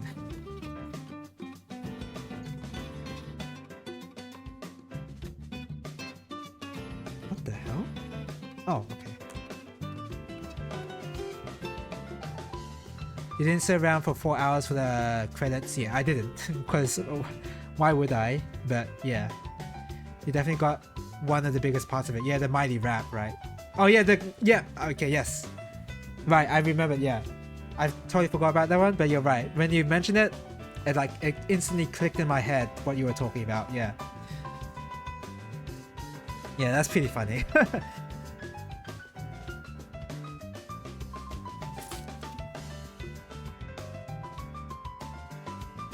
Oh, what the heck am I doing here? Oh, already put that on? Okay.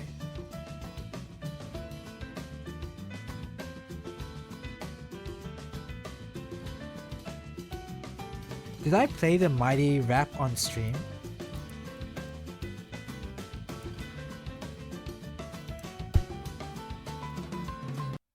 This is a program. Oh, don't worry about that.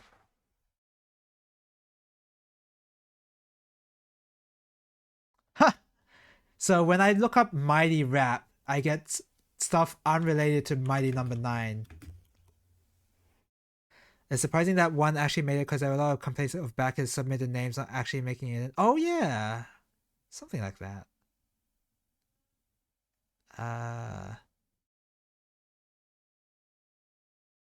Yeah. Oh yeah, there was a lot of redacted names, weren't there, too? There were tons of redactions. Right? I seem to remember like a lot of names just missing, too. Am I allowed to play this? As possessing great and impressive power or strength, especially on account of size. The mighty nature inside a tiny man can make the hardest task routine. And the smallest spark in a mighty man can power the impossible dream. 20XX, we living in the future now, getting by a little better than we used to now. But it ain't Is this all the good, song? 'cause my hood's in a panic, so the government suggested robotic enhancements. It's the level of the playing field. I think this is the song. Fair, so they be forced to yield. Dr. White made No. Yeah, it is. I remember it being weird. Always in the top ranks, they weren't dangerous. They probably shot blanks. I remember it being a bit... I remember it being worse, actually. Now the world is in danger. Are you feeling me? But one of the bots was maybe not. unaffected. Now it's up to him alone. Maybe to this is the protect song. us. The most unlikely to succeed, lacking the power and speed he's probably gonna need. Once the weakest link of the family. I'm sure like this is, it's like my problem with the song isn't really like the song itself, really. It's like the song's existence. Like that's the problem I have. I'm sure like the song itself is good and some people like this sort of thing, right? It's just that the song existing for the game Mighty number 9 is just I don't know about that. It's pretty embarrassing. Yeah, it's like sure maybe the song's good, whatever, but I think it's embarrassing that it exists.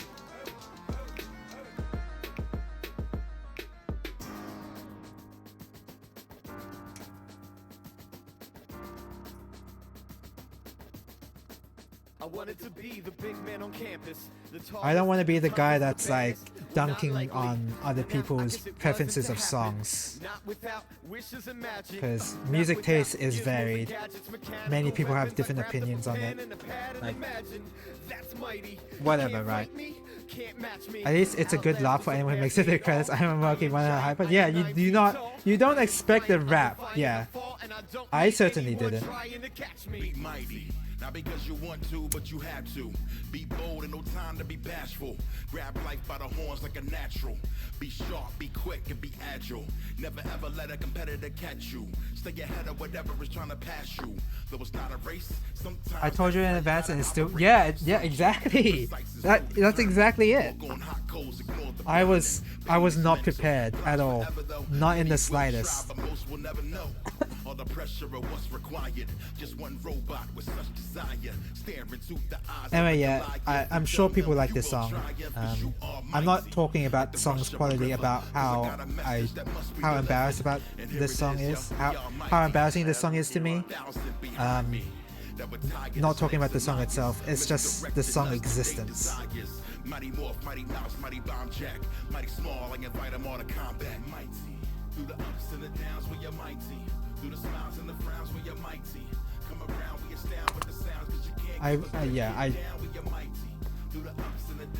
can't I'm sure there are people that like the Street Fighter 6 music. I don't really like trashing other people's tastes of music, even if they like the trash fire that is Street Fighter 6. But some people prefer that music, and that's fine. I don't really like it that the comedy is the comedy of this. Yeah, it's really funny that the song exists, and it played in the credit song. And yeah, I really did not expect it with the the overall soundtrack of the game did not give me the idea of mighty rap at the end of the game.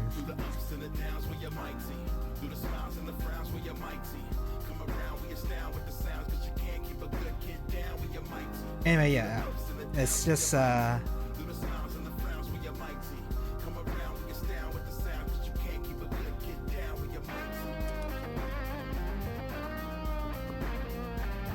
rather the song not exist. Well, I don't know. Maybe I do prefer existing, but it's just funny it does. It's just emblematic of the... To me, this song just represents the entire Kickstarter of Mighty Number 9. It's just this song. And how quote unquote well that turned out to be.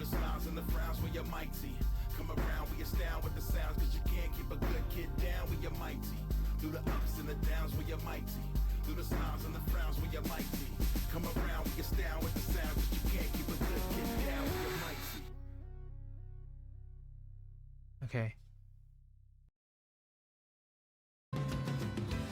Back to FF13 music. Back to actually good. Oh no, okay. I should not be saying that, but back to music I prefer. Well, sorta. There's some tracks in FF13 I'm not like totally sold on. Like the main battle theme, like, I think is actually pretty lame. But otherwise, the 13 soundtrack is pretty good.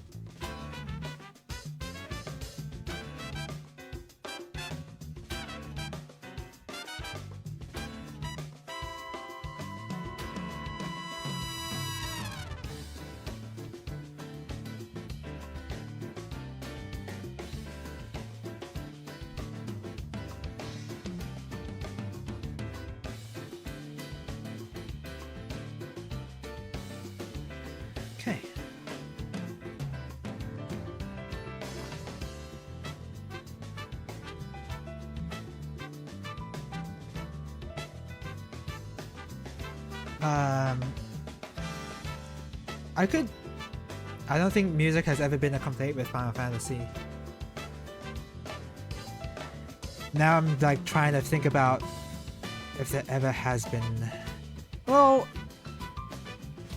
I think with Final Fantasy 13-2 music, actually, I'm sure like the first impression of people's first impression of the music with 13-2 was not great. I think I recall, but eventually it turned out that actually it's very good. But I remember the first impression wasn't good.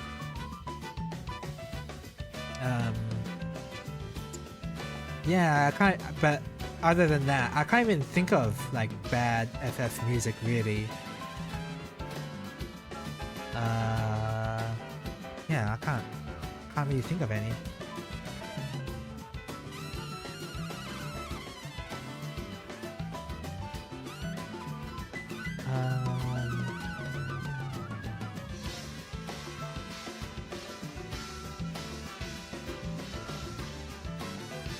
So that's 2.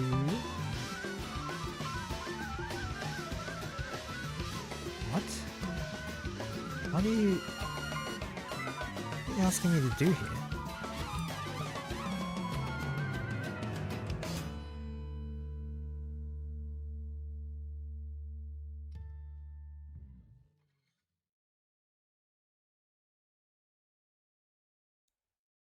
What?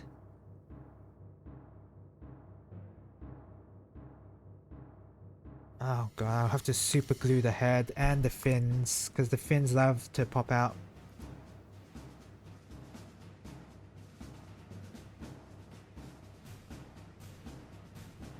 Okay, yeah.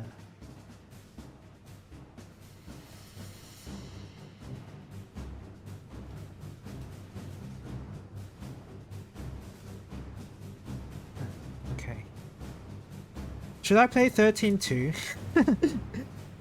Should I play 13-2 on stream? I really do not want to play the first 13 game, but I've never played 13-2, and I mean, I've heard people say that it's actually a pretty decent game, right? So I mean, I have a unique perspective of liking 13-2 when the game got good, but only then.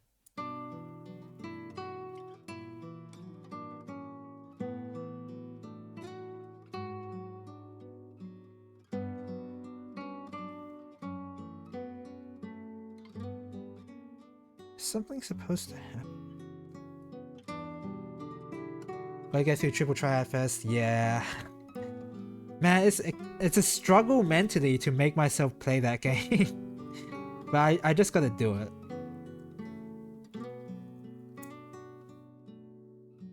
That's just what's gonna have to end up happening.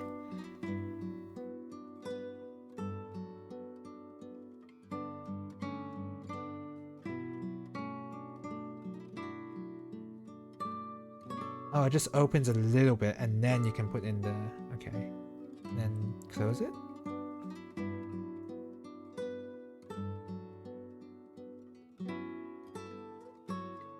This is the most confusing backpack piece ever, because I have no idea what's going on. Whatever, the thing is in. Thing's in. You can always look up the gear materializing strats to cheese the game. I generally don't like to look up guides of games unless I feel like it's absolutely necessary, or I don't care about the game, or I need to know about like a very esoteric part of the game.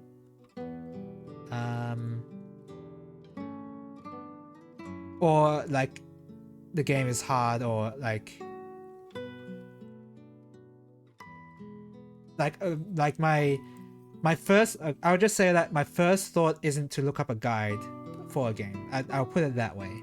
But I have done that for some games. It's just I prefer not to do it, but I mean I will do it if I feel like I need to. I mean, I did it for FF7 when I was lost, so that option is just getting late game gear at the lowest possible level scale, so yeah.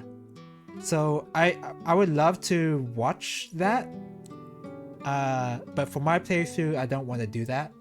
So I want to get like the purest experience possible for that. The hell? Hold on. Oh, okay. The mask was not untied. This head is like... Okay. So here's a little trick that I'm gonna show with Gunpla. So this headpiece here, I'm just gonna like push it slightly. I'm gonna put like a little bit of force. It moved. I didn't even put any force and it moved. So watch this. So I'm gonna put a tiny bit of force upwards, and it just popped out. And you might be thinking, well, you're not going to be moving the head that much. Well, if you're posing the head and the headpiece keeps popping out like that, then it gets really annoying when you want to get it in the exact pose. See, I try to get it... If it like defaults to popping out, then that's a problem. So what I'm going to do... Oh my god, that's so easy to pull out. And if I drop it, the head is just gonna go flying. So what I need to do is... Where's my toothpick?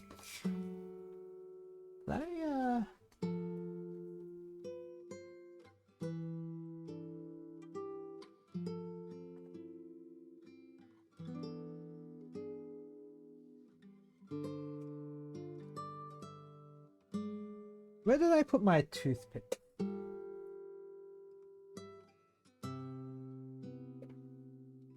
Because I need them.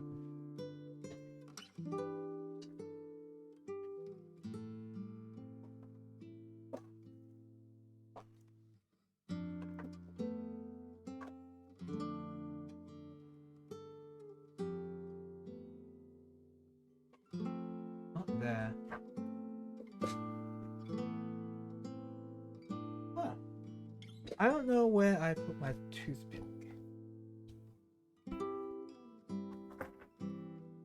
Might have to...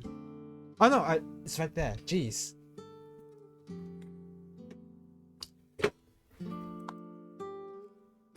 Okay, so you get like. Oh, we don't show that. I was gonna say like an old receipt, but probably shouldn't show my receipt on stream. I need like a scrap of paper. Alright, let me just get this. So what you want to do is prepare a scrap of paper.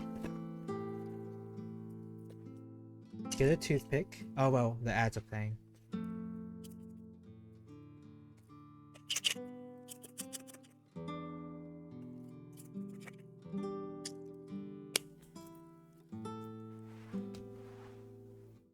I'll wait until the ads.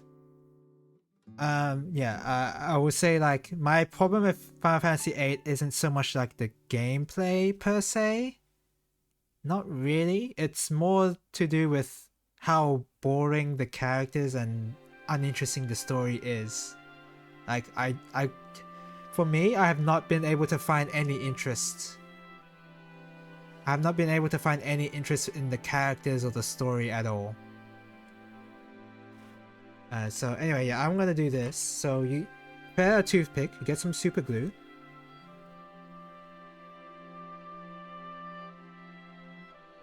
You get some super glue. I had to really put the strength in that.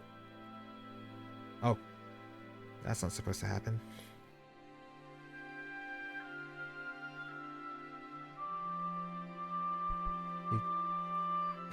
God, okay, hold on. It's the lid is super glued.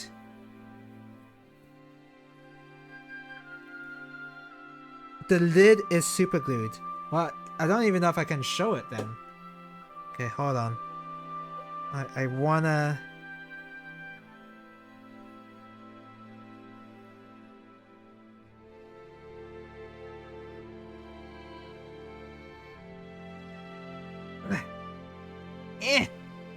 No, it's super glued. The lid is super glued. That sucks. Improper care of the super glue is what leads to this.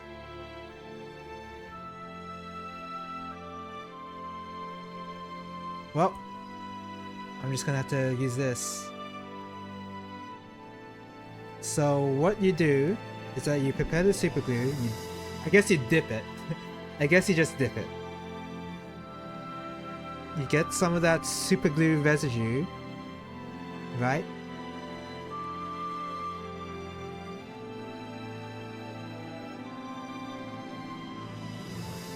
And then you got a thin layer of super glue on your toothpick, and then you just put that on the piece that you wanna have stiffer joints.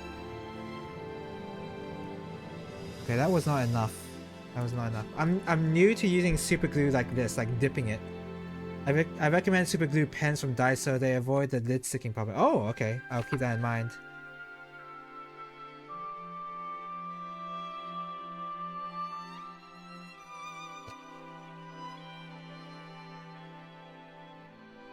Okay, there you go.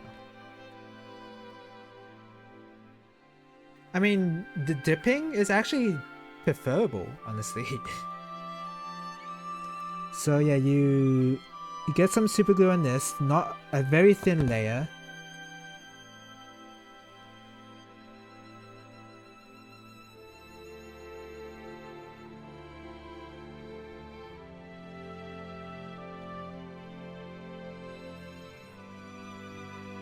Actually, it might not be preferable. Because there's not enough. It's like too thin. So I need to actually like squeeze it out, unfortunately.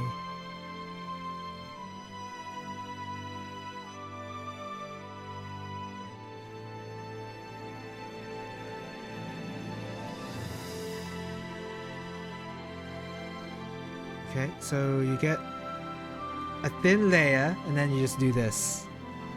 You scrape that. Scrape some of the super glue around. And then you let it dry for a long time. You let it dry, because the idea is to you're not sticking the piece onto the joint. You're just making the joint bigger and like take up more space so that you how do I put it? Like you're making the friction between the joints. You're making more friction between the joints, basically. That's all you're doing. You're not trying to stick the piece.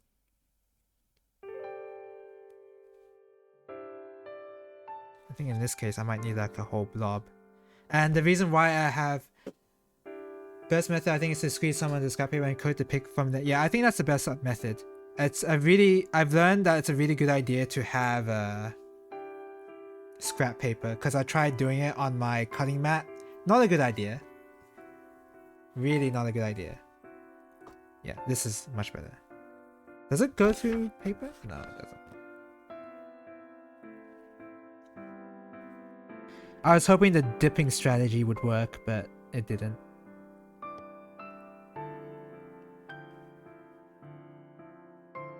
I was thinking of coating like the end, so I'm gonna put like a lot there and then doing that. The tip won't grab a lot of the super glue, so it's already a thin layer if I put the point to the piece. Okay, so that should be okay. And throw these pieces immediately away, even though it's a pretty big waste.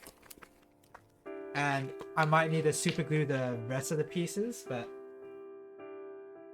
I don't know. Maybe that's like the safest method with that, and I don't even know I was doing the safest method, but yeah. Okay, so now I'll just leave that to dry. Right, so where was I in this build? Okay. I suppose I can recommend frame arms girl base a lot even if the anime girl part doesn't appeal, because it will appeal to weapons maniacs. Yeah, I'm not a big fan of the anime girl aesthetic in general when it comes to building models, so... Oh, I mean base a lot does... You get more weapon than girl, that's good.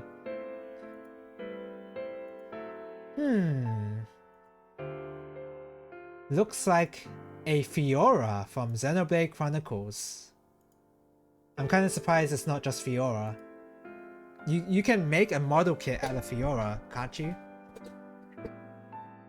And you just like label it as frame arms, like, and that would be like totally fine. That's just how it is. No one would be surprised if Fiora was a frame arms scale model kit. That's all I'm gonna say. I know I grabbed the kit when I saw all the weapons. Let's see. 1 to 100. Holy crap, it's 70.99. Kotobukiya 1 to 100 frame arms scale hand scale base a lot animation version.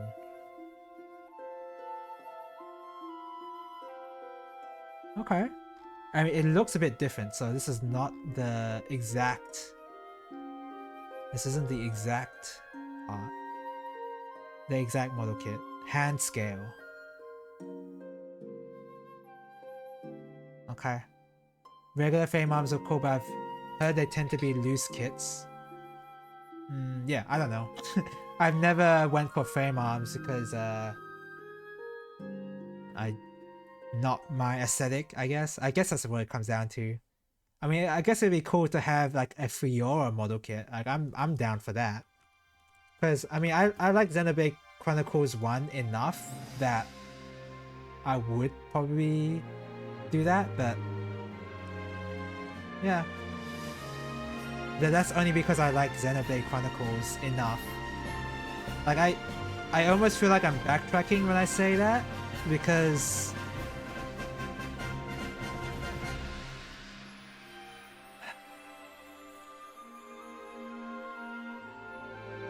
I played through the entirety of Xenoblade Chronicles. I didn't 100% it, obviously. I definitely enjoyed what I played of it, I started to like it less near the ending, but overall I did enjoy the game. So yeah, okay. It's all this comes down to is I would pick up a Fiora model kit easily.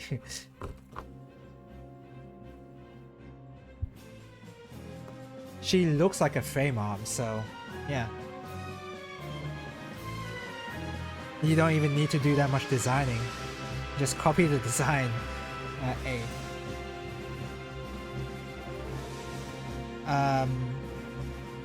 But so the non-Gundam model kit I've been wanting to actually get is this one.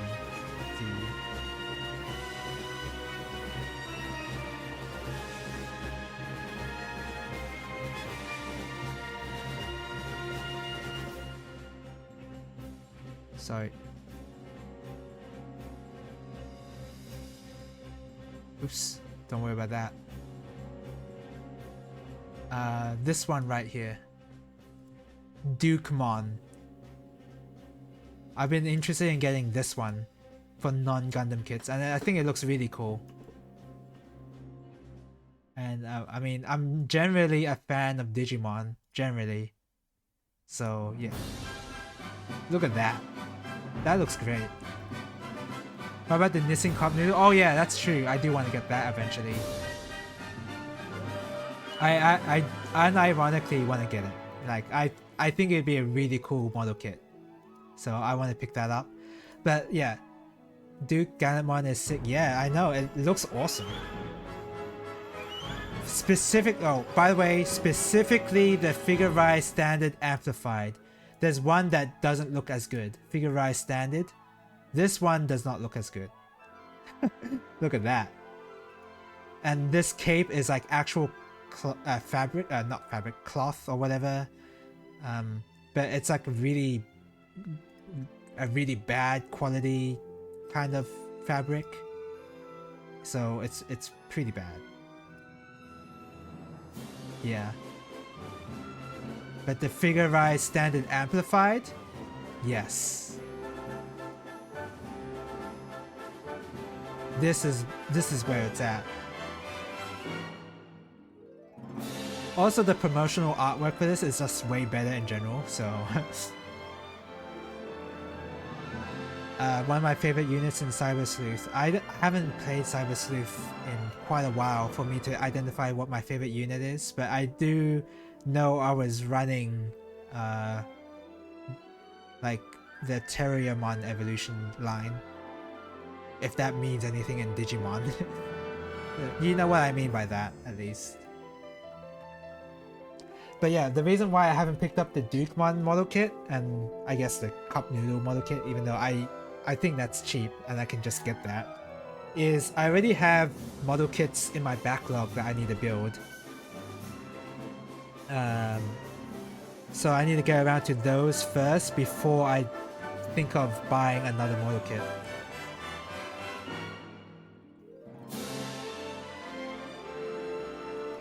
I certainly can't be building this and think of, oh, I'm gonna buy this model kit instantly. Like, no. It's not that urgent.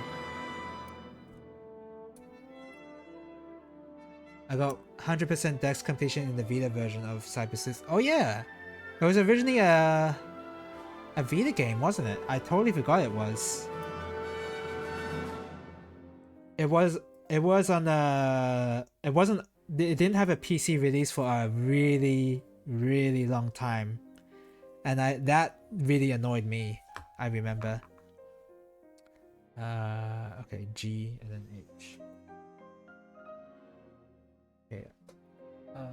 E. Oh, G's there. PS4, but also Vita, because exporting PS4 games to Vita is really easy. Oh yeah. Okay. Fair enough.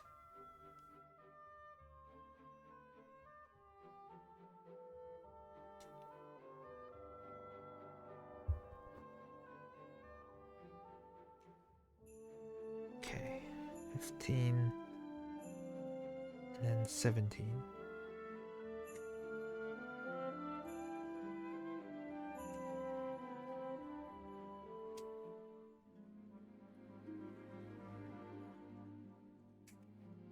I should get around. It doesn't run that well, but it's fine because turn-based. Yeah, yeah. Who cares? it's turn-based. For me, I don't care. At a certain point, I'm not even paying attention to what the game looks like. If it's a turn-based game, I guess that's like a flaw with turn-based stuff. I guess like that sort of visual aspect is not that important. I guess I don't know.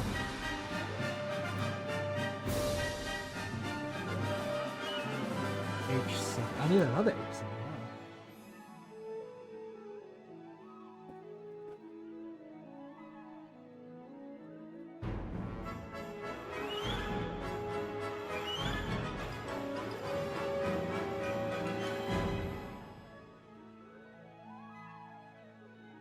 Okay. How much is the cup noodle one actually? Let me look that up. Missing. Oh, crap. I get the car manufacturer Nissan. Whoops. Okay. How about cup noodle? Wait, what? Hold on, okay, maybe I gotta look it up on Google. Instead of Hobbyco. Hobbyco doesn't have cup noodle, okay. Christ! It's freaking $75.99 on Amazon. That's too much. At that point, I'd rather get Duke one, I'll be honest. If it were like 50 or 40, I'd be like, okay, I'm getting it, sorta. But $75.99 for some cup noodles. That's too crazy. But that's on Amazon, so maybe it's cheaper elsewhere.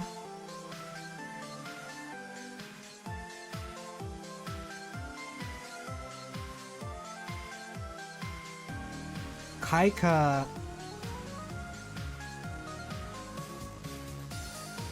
Okay, so Kaika is a Sydney-based store, and they're set. Oh wait, it's sold out. Never mind. I was gonna say they're setting it for 50 for $49.99, but they're sold out. So it seems like the only reliable way to get it is to buy it on Amazon, and take that $75.99 amount to the face. What the heck is this song? Wait a second. What the heck is this song? I don't remember this song. Chocobos of Cocoon, Chasing Dreams.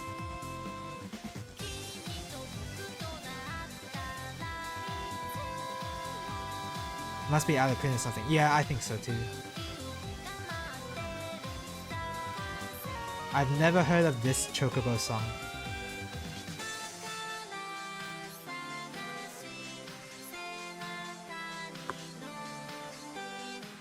I mean, it's kind of cool. I mean, nothing tops Crazy Chocobo, but what can?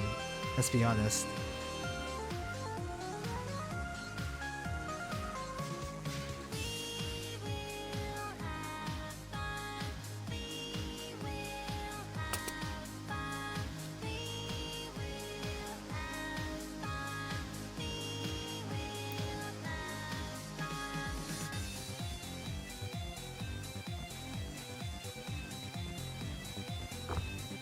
Yeah, so it seems like my my hopes of getting a cup noodle kit have been dashed at the moment. So, I mean, I thought getting the Hidolfa, the Tank Boy kit, like getting that kit, I thought would be dashed. Like, I thought I would never get that, but they sold it in Shintopia of all places, like a reprint or something. It had to have been a reprint, and I immediately picked that up. It appears that Pitchy has unlocked it. How did he unlock it? I saw him on Steam like booting up the game, so it can't have been that long. So how did he unlock it already? Unless by playing the game? So it must not take that long, I guess. I thought it would take longer. I'm guessing you can credit feed. Okay. But I feel like it still would take a while.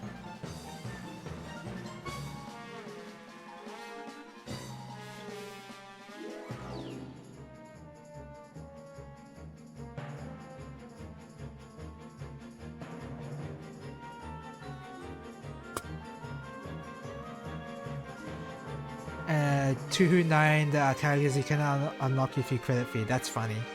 So I guess I still would prefer if the characters were like you could still play online even if you haven't unlocked all the characters. Like I would prefer that, but whatever. I guess Zern really values the story of 2.19.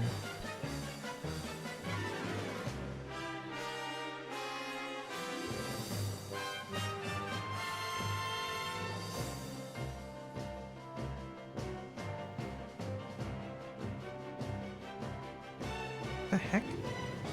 These pieces. This nub is like... Oh, it kind of fell off. Never mind. Good thing 2.9 you can just use a cheat code to unlock everyone. Yeah, I think that's what most people did. I think I recall me doing that back in the day.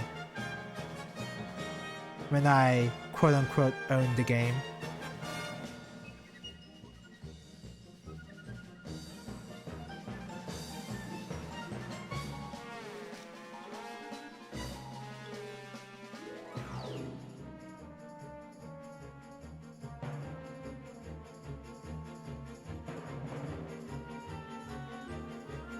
Ex-Taito Piano Man's unkillable machine is suffering. What?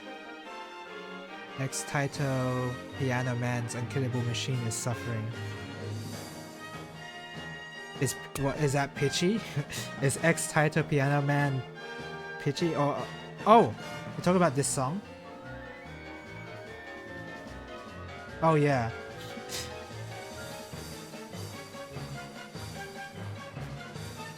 Oh wait, no, you're not talking about this song, because this song doesn't really feature that much piano. Ex-Taito Piano Man is in. Oh, he worked at Taito? I didn't actually know that.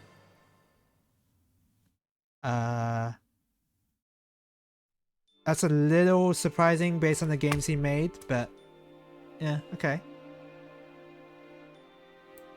To be honest, Tuhu doesn't really give off the vibe of somebody who plays a lot of shmups made this game. Honestly, I'll be honest there. Crimson Clover gave that impression. Like, okay, this guy knows how shmups work. But Tuhu does not give off that same vibe. Of course he got better at it over time, but, you know.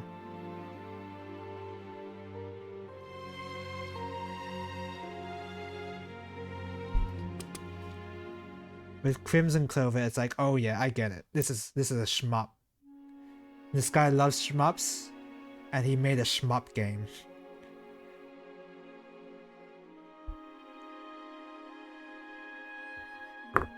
Which is fine. Like you can make games whatever, right? And Tuhu has like a separate place, a separate niche when it comes to the genre anyway.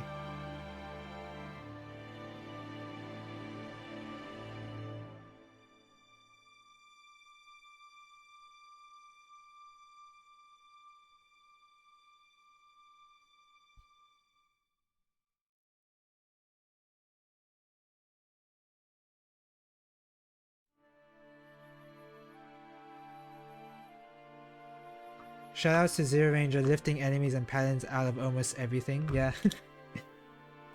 yeah. Zero Ranger is... Oh yeah, this guy has played some shmups. Yeah, for sure. Zero Ranger definitely gave that vibe. Definitely. No question about it.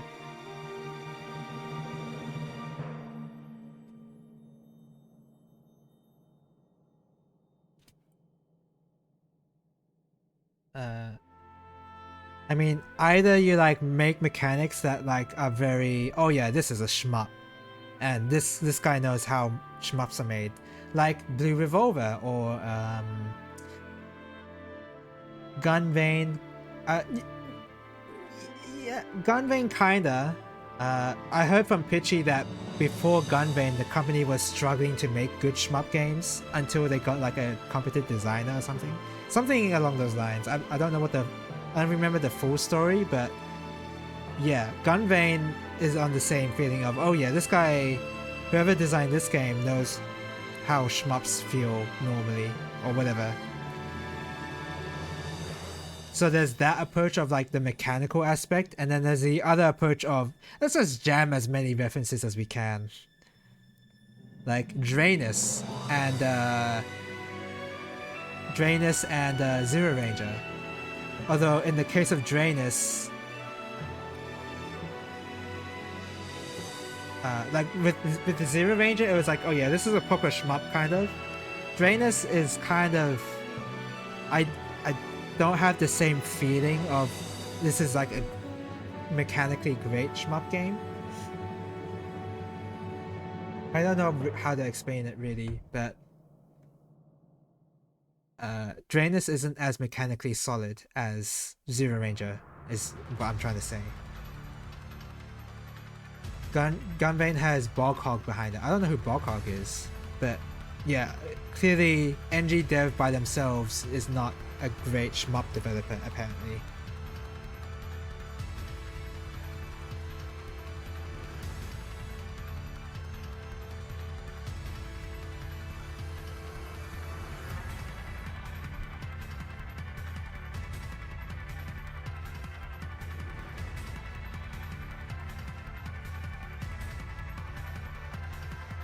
Oh, there you go. Just push it in.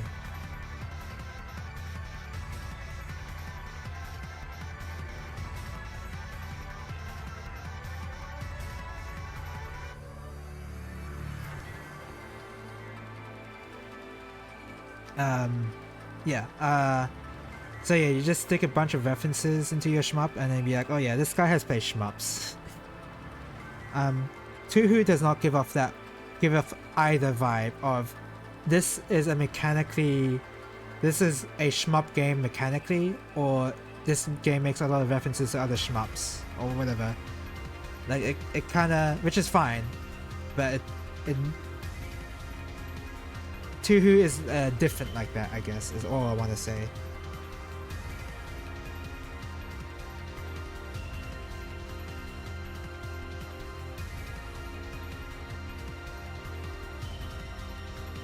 Which I guess is the main appeal of the Tuhu games, is that it is different from shmups.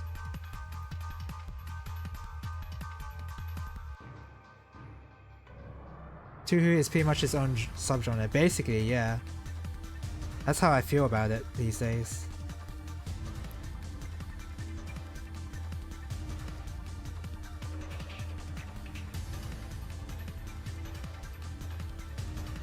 Oh god, okay. Alright. E12.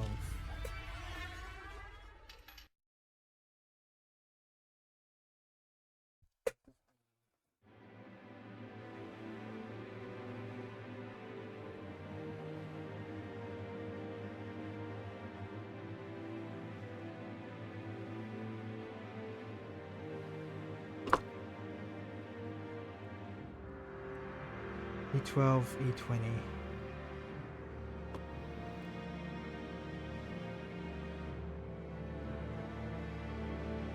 It's a subgenre you can't go back to after having experienced the joys of resource looping. Yeah. I can't... like... I don't know how to describe my preference in shmups. Because sometimes I like simple, sometimes I like resource looping. Like I like Zero Ranger and Blue Revolver. And Blue Revolver's resource looping, but Zero Ranger isn't really that either. But I really like the GGLS games, which are definitely not resource looping. I don't know how to describe my taste in shmups. I think just like more aggressively oriented shmups in general, yeah. Once you get it, like it's kind of hard to go back to Gradius. It's hard to go back to playing Gradius after having experienced proper shmups.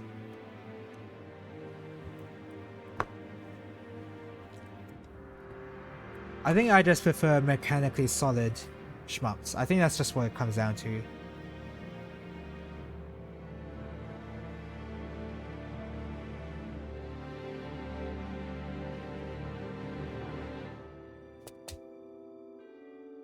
Because I do like G Darius. I wanna try and attempt a G Darius run, but I haven't had the time to.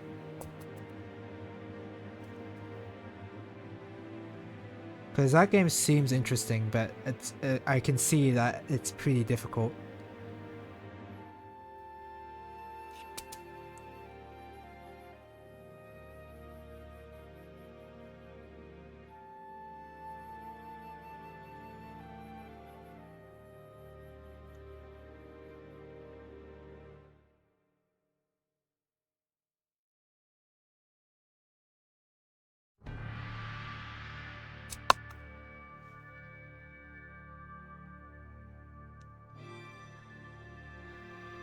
Need a knife.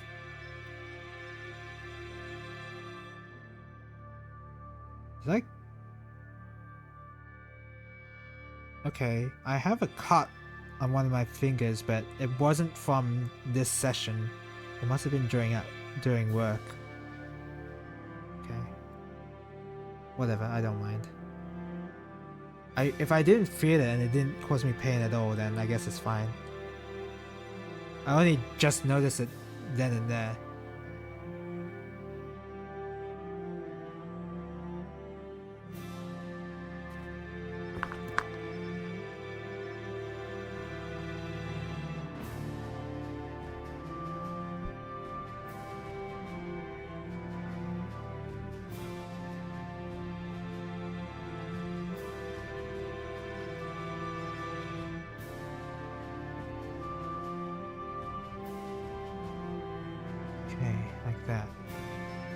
You want to see someone else in the OC crew get to the end of Akashic Verse? Then you have to make me play it first. You have to make me want to play it, cause. But then, like again, like I approached that at a really bad mood, I admit. But it's just a overwhelming game to get into. The game is definitely special. That's one way of putting it.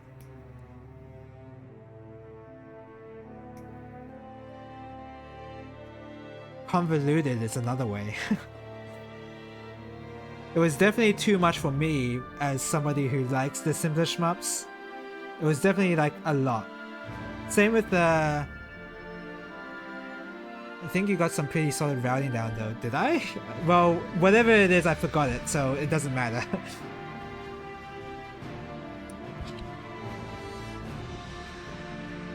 Whatever it was, it doesn't matter now.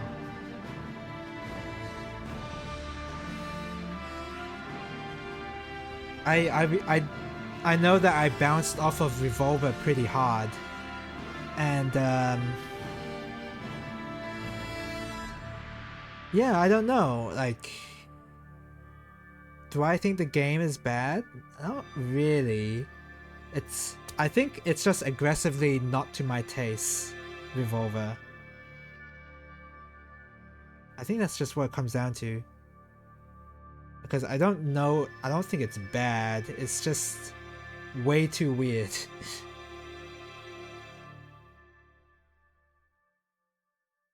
It was really jarring how weird it was. Maybe it would be a lot better if I was more familiar with it, but that takes some time. I think once you're familiar with how Averse works, it's a lot more straightforward than it looks. Yeah.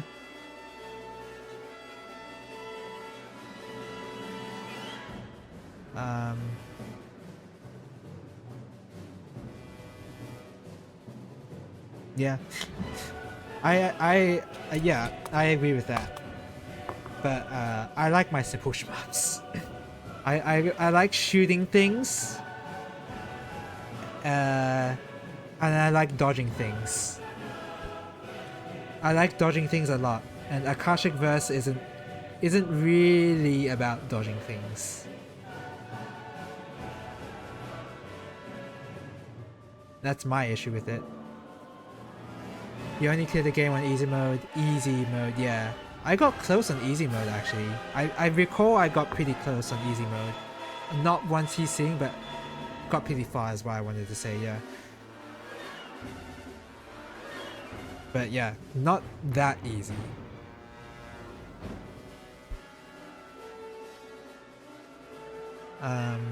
Flying Red Barrel, we got to stage 4 or 5. Yeah, I don't think that was near the end. I think there was probably 2 more stages, I think, I'm not sure. But I got a fair amount done. 4 out of 5. Oh, really? Okay, so I was 1 stage away. I don't think I... Yeah, okay. So further than I thought, but... Yeah, I don't know. I want to dodge stuff normally, please. I don't want to have to think about erasing bullets. Like, refrain is cool. Refrain is cool about erasing bullets and whatever, but... That's not like my default... what I like in a shmup, right? Because I like refrain a lot. Oh god. Okay, I gotta be a bit more careful. I like refrain a lot, but that's an exception. And even some of the level design in refrain I dislike just because of the way how some of the enemies are only weak to your special shot, I think. There are some enemies or bosses like that, and that was very annoying when you ran out of meter. Glad you enjoyed the OJ Shmup experience. Refrain is an elegant song and dance. Yeah, there's more to it than just what it seems on the surface, and what I like I like it. Just like I don't like some of the levels, but I feel like that's just how it is in shmups. But yeah, Flying Red Barrel is actually a lot of fun. I'm not sure about I wasn't entirely sold on what was it called? Christmas shooting or QP shooting. Not a massive fan of those, but Flying Red Barrel I liked it. Like I got the resource looping idea, sure, but I'm not a huge resource loop guy.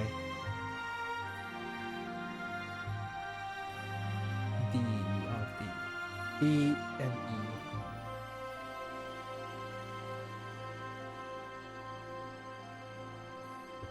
And I don't want polarity. Which means the XC games are already out. Oh wait, that's F. Whoops. I mean, one of the XC games anyway. I don't know why I brought up XC, but you know. Just thinking of whatever shmup I have in my head at the moment. Polarity is only Exceed second to though, yeah. Yeah. So that's the one I'm staying away from. Third is more conventional. Yeah, I recall that. I don't remember the mechanics in detail, but I remember liking the third one a lot. I think did SSH work on all of the Exceed games? Because I remember liking the soundtrack to them. I just can't recall if SSH only worked on one of the games or all of the games. 13 and 19. You're not sure, yeah. Basically, when it comes to SSH, you could just blast the Thunder Force 4 theme of the Metal Squad. You could just blast that theme, that remake, or that cover he did on every stage, and I'd be happy. Yeah, that's basically it. Like blast that for GGLS, yep, I'm doing that. Blast that for Flying Red Barrel, yep, I'm gonna do that. Just whatever shmup it is, I'll play it, and it will instantly be the best game ever. 13. I know second had different music between versions. Oh, that sounds... I wonder... I wonder what the Steam version, the unlisted Steam version was then. I kind of forgot that. I kind of forgot that the XE games are delisted from Steam now. Just like The Last Remnant, because as we all know, The Last Remnant is equivalent. The company behind The Last Remnant is equivalent to the company of Exceed, right? That they are basically the same, because why else would The Last Remnant be delisted? Right? There has to be the same reason. PvP shooting, how do you have universal bullet cancel? They still require a lot of natural dodging involved. I really like the final boss of QBSD is real fun. Yeah, I'm sure there is a lot of natural dodging, sure. I just like as a first impression, wasn't like a big fan of it, but yeah, I'm sure like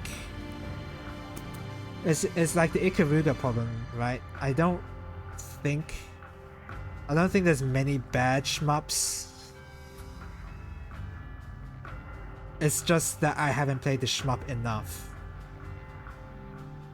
which is probably like, I'm sure some people probably like well, that's a weird way to think about it, but I mean, I really disliked Ikaruga before I really got to play it, and then I really got to play it and I like it a bit more.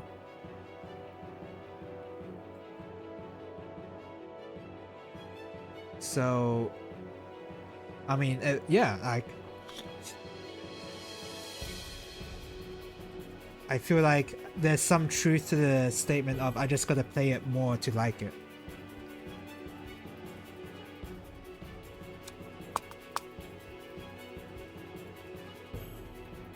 So yeah, I'm not it'll be very rare for me to be like, oh, I hate this shmup. This shmup sucks.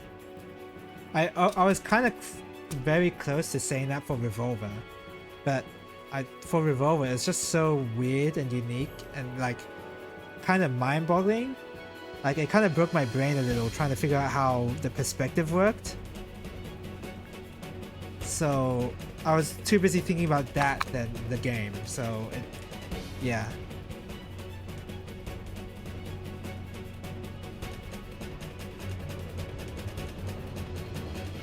Maybe if I played more of Revolver, I'd like it a lot more. But I have to get around to playing it, is the problem. I keep saying it, but OJ is very much so like Dojin Treasure.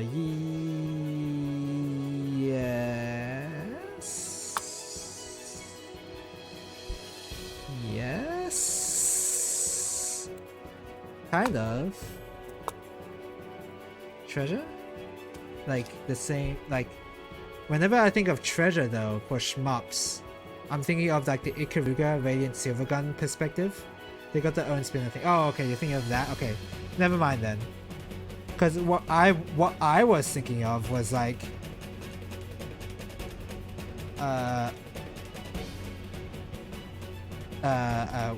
was thinking of like, walls are dangerous kind of level design.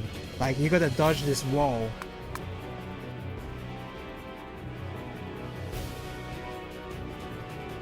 But I was thinking of it like that.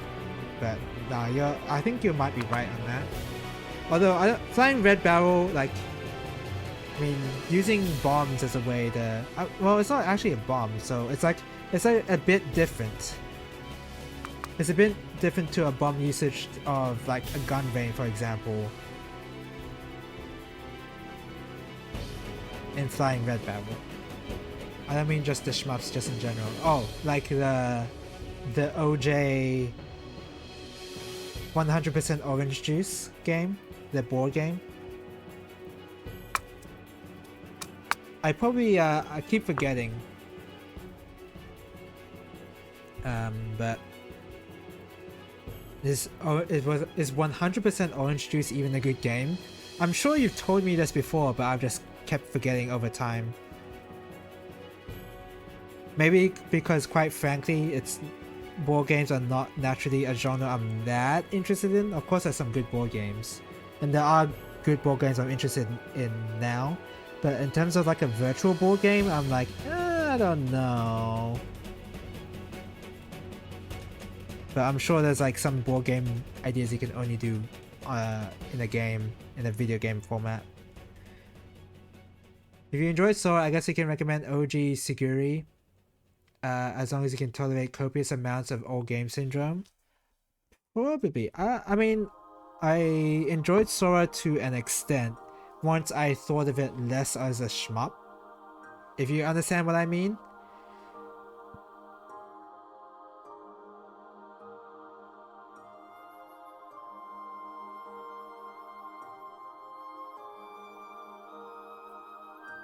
The heck is this asking me to do? Oh. I like how that bounced off. That was very cool, making me panic a little.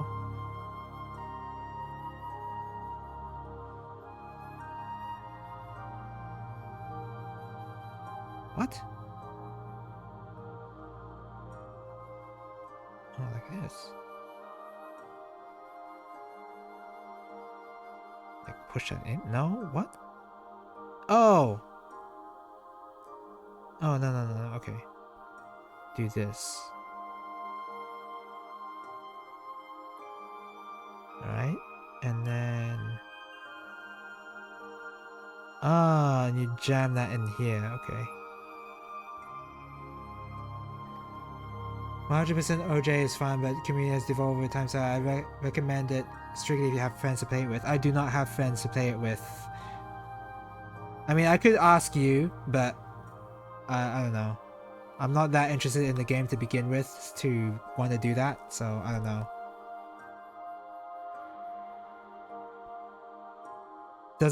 Is it a board game you have to play online, by the way? Can you play it offline?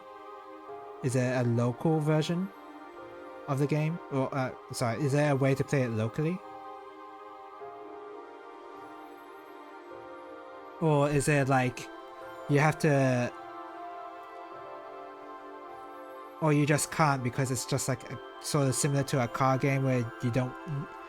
Like, having not enough information is part of the game.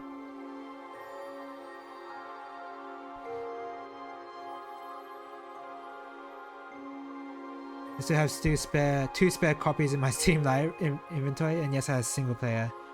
But why would you play single player of a board game? Like, that's what I'm confused by.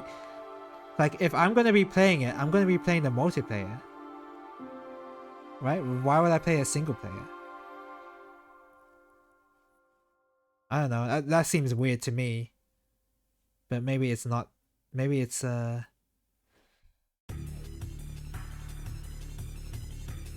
Wow, this song gave me some flashbacks.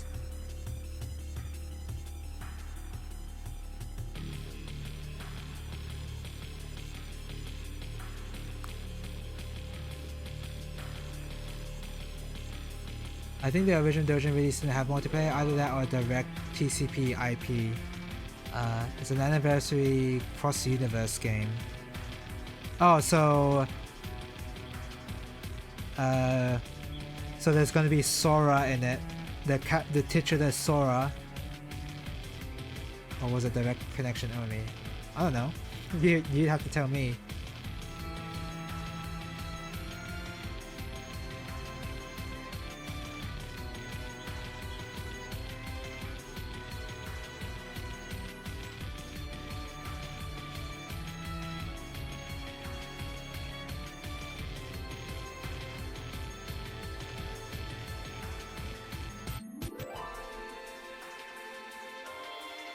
I'm not a huge fan of how flimsy this piece kind of is.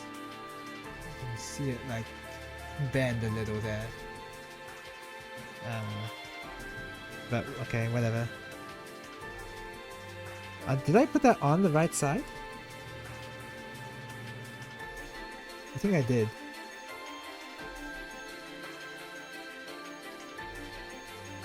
Yeah, I did. Okay. Yeah, but yeah, originally you play with play if you like the characters pretty much. Oh, so if I like the character Sora because that's the only orange juice character I know, then you play 100% orange juice. Is that it?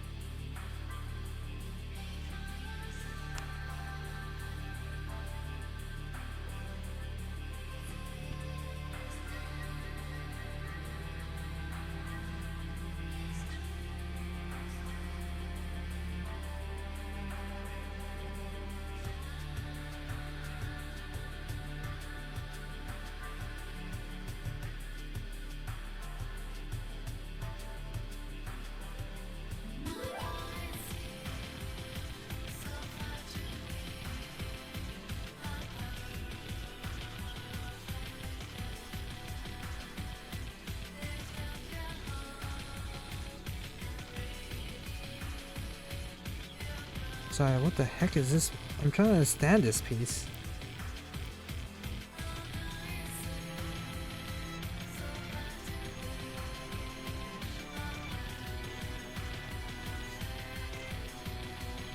I guess that's fine.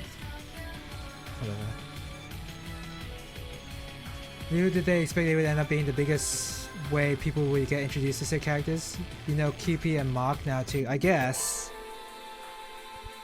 I do, but not that well compared to Sora.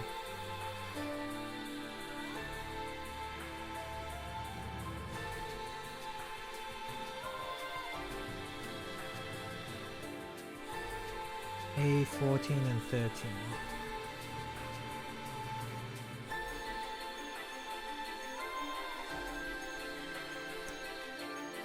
And Suguri and Hime. Well, I only know them because they popped up in an optional boss for Sora. Not enough information to know if I like the character.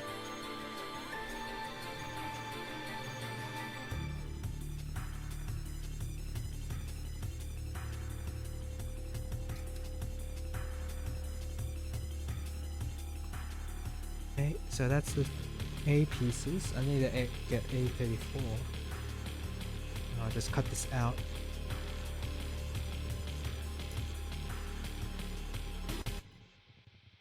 And the rest of the bosses you faced, I don't even remember them at all. You're saying that in 100% orange juice? Yeah, I would not be able to remember that.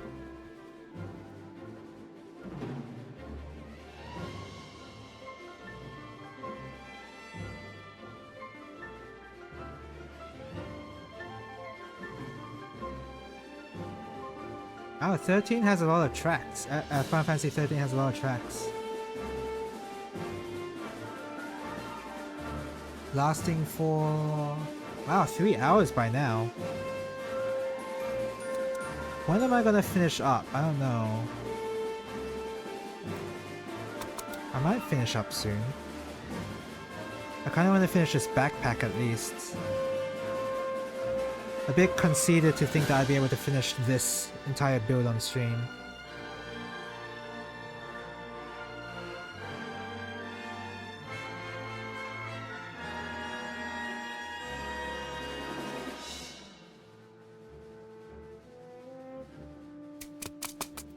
You could OJ as they introduce dailies and mobile game style excessive limited time event spam. Yeah, you mentioned that. But I think I recall you saying that the game is good, just not those parts, yeah.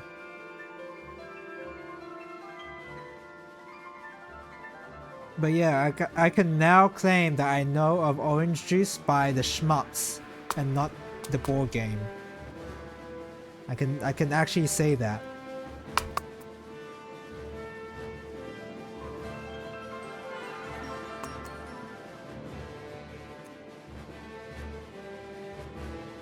Kind of ruined that. I ruined that cut. Whatever, it's fine.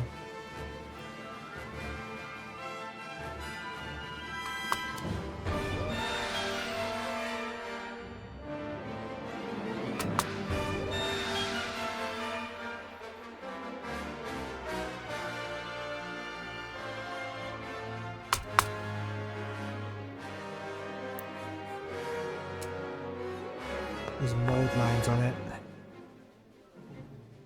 I want this to be a straight as much. I want this to be a straight build as much as possible, so I'm not going to remove them. I'll just acknowledge its existence.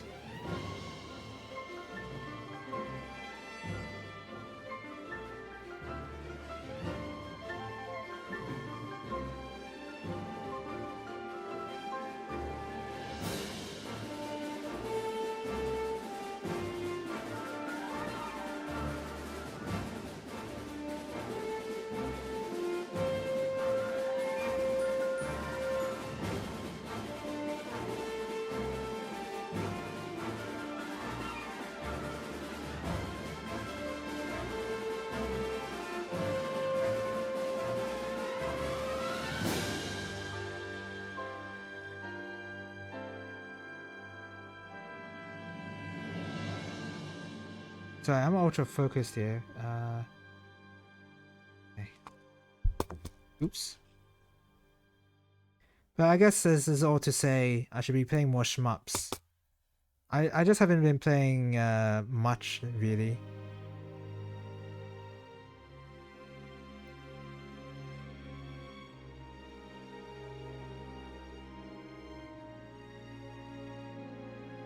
Once he's seeing Gunvein on normal was my magnum opus, which sounds pretty bad. Like, it sounds not that impressive, but that's what I've recently accomplished.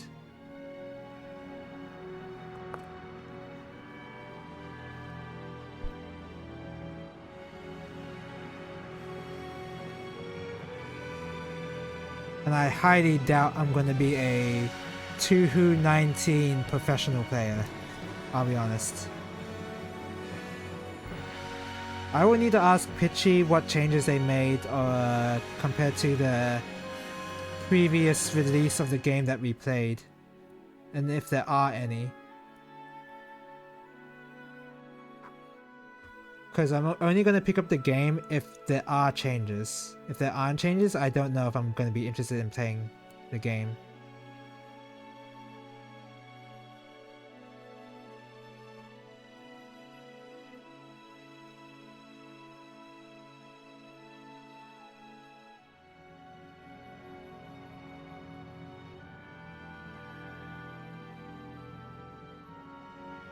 Or rather, purchasing the game.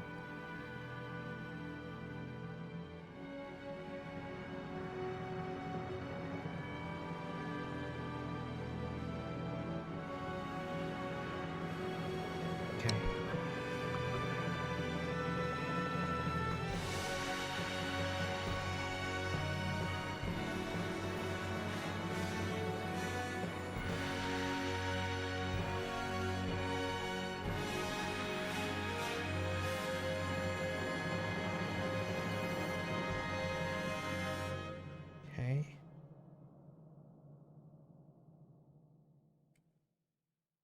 This piece will not go in. Oh hey, it's the theme. This song is the theme of This Game Gets Good. This is it.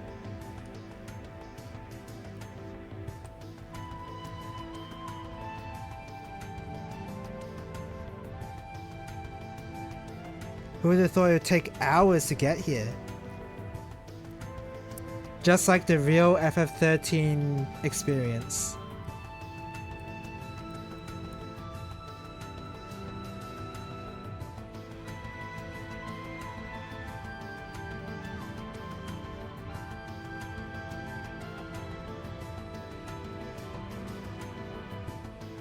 This piece does not want to go in.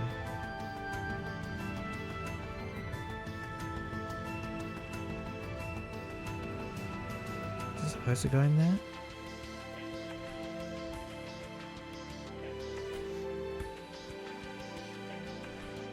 No, it's not.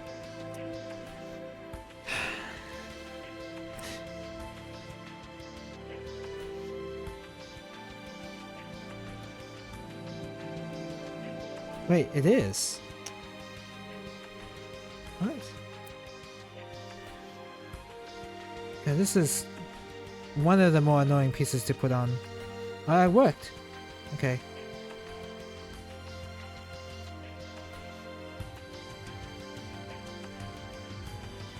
But yeah,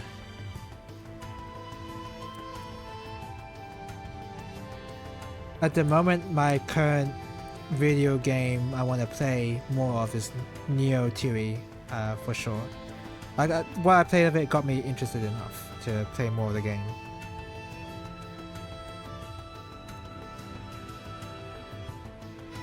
The hell? Is that supposed to happen?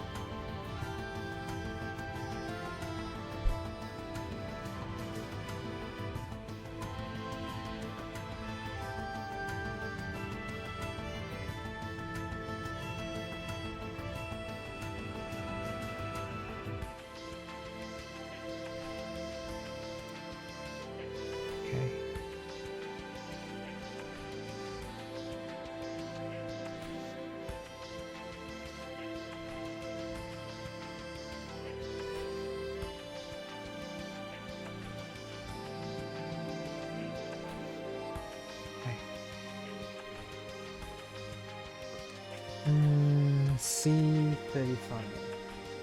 I want to at least finish this piece. Did I mention I finished Neo? I don't know if I did.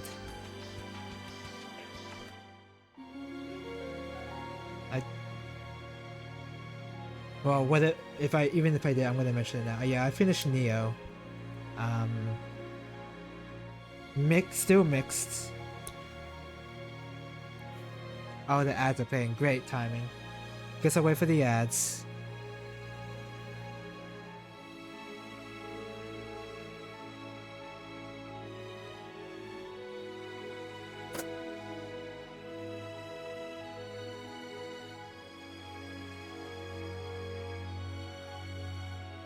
Excuse me.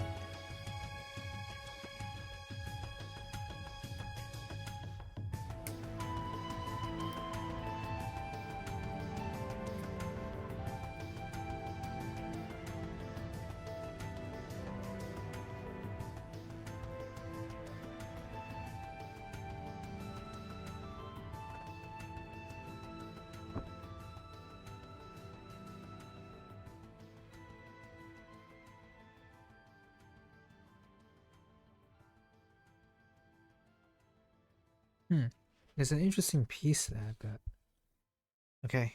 Well, we'll just leave that later.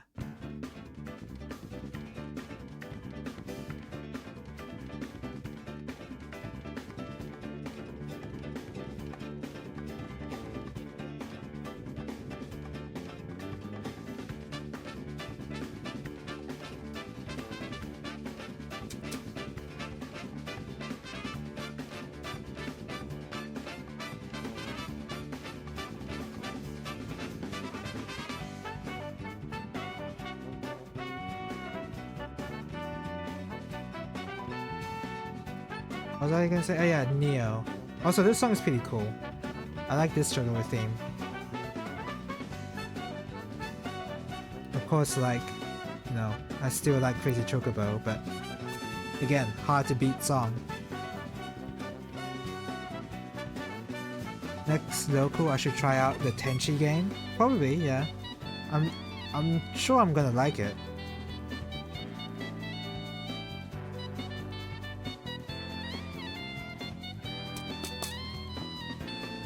I don't see anything in that game that I'm gonna dislike on first impression.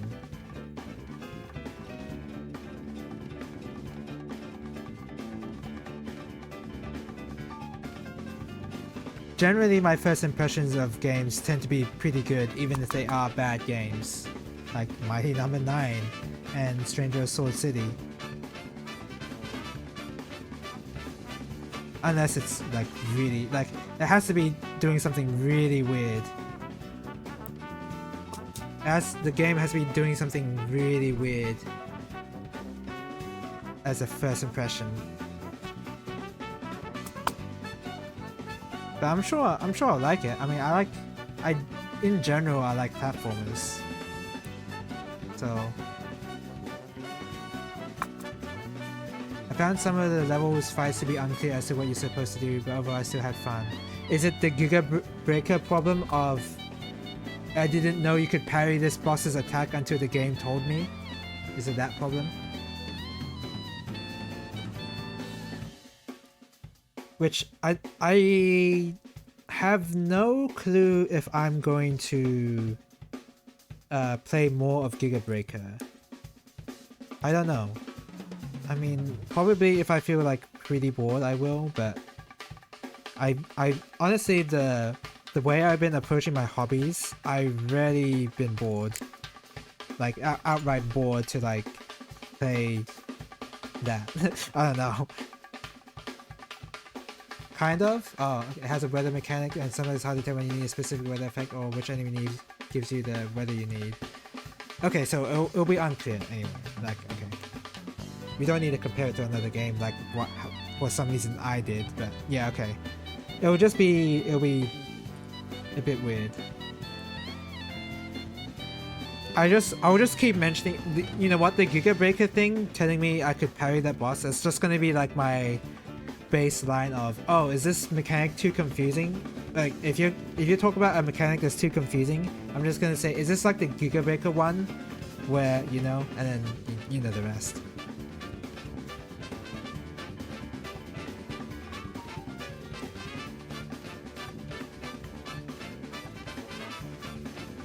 As for bosses, sometimes it's hard to tell how you're supposed to hit them. Okay. I guess we'll see when I get around to playing it.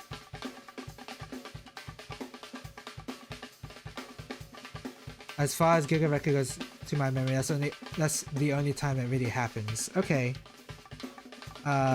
Okay.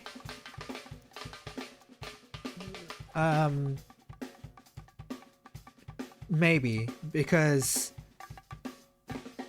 I mean, it would introduce me to parrying the bosses and attacks, but I'm not sure. As I play it, I don't think I'll have the first idea of parrying attacks still. So if it comes up that another boss requires parrying attacks, that's still not going to be my first thought. But I don't know. I'm just saying that maybe that will still happen, but I don't know. Parrying is definitely just that one, I think. Okay. Because, yeah, I mean, I guess now that I know about it, I will definitely like try parrying more, but yeah, it's not going to be my first idea.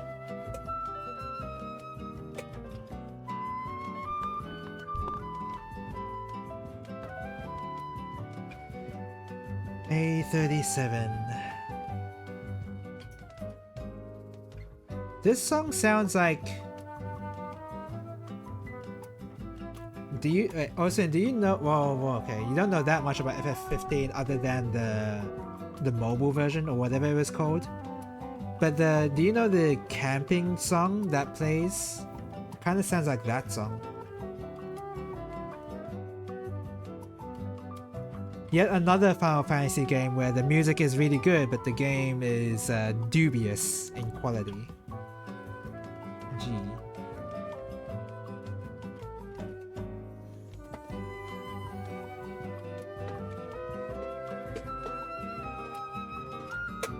It's been ages since you played Pocket? That's fair. It's been ages since I played Final Fantasy 15, I admit, so kind of on the same boat here.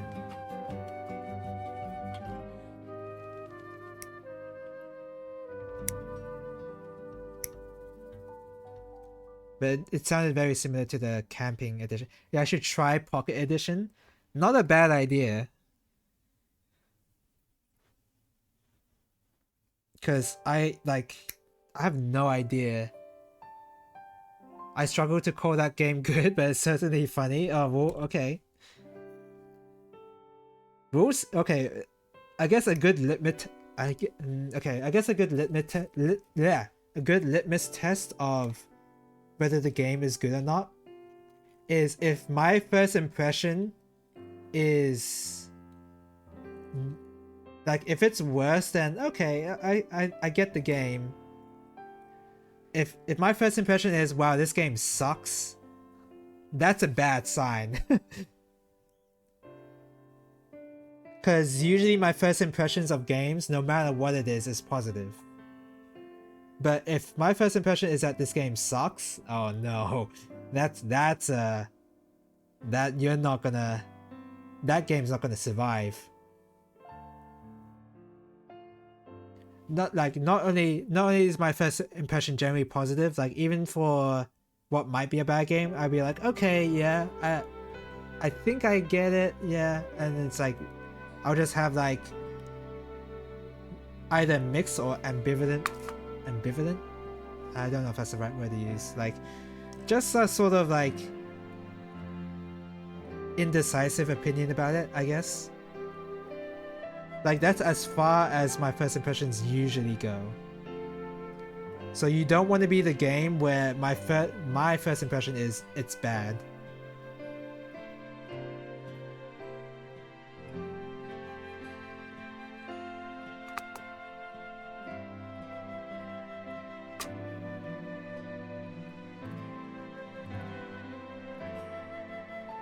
Do you like FF15 Pocket Edition? Yes.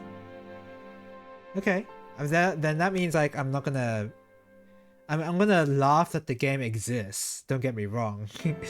I'm gonna do that, but I'm not gonna think the game's gonna be bad.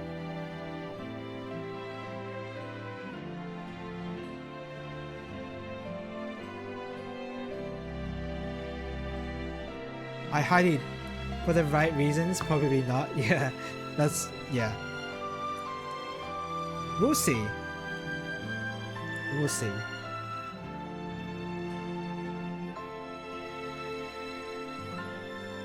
Am I going to be playing?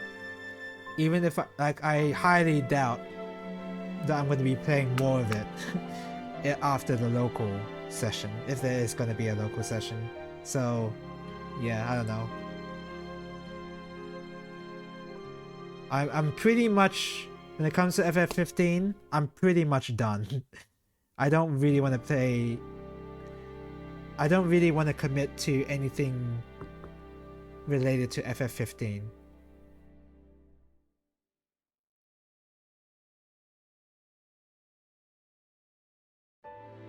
I'll be down to play and try some of them, of course, but committing to one and like trying to play through it, I don't know about that.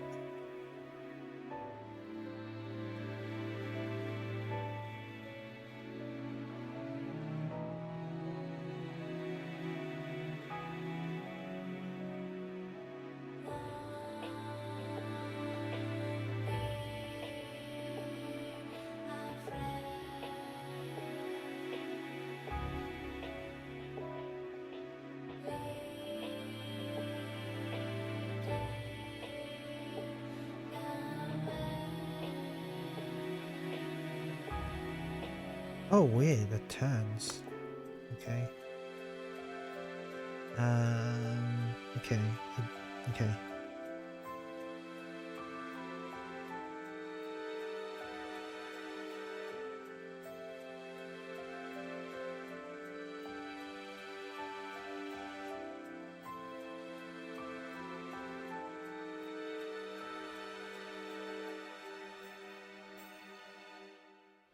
Super deformed Noctis is just permanently has a generically angry face. It's great. Oh yeah, I'm sure. You're not against the idea of going back and trying to get them? Sure. Yeah. Okay.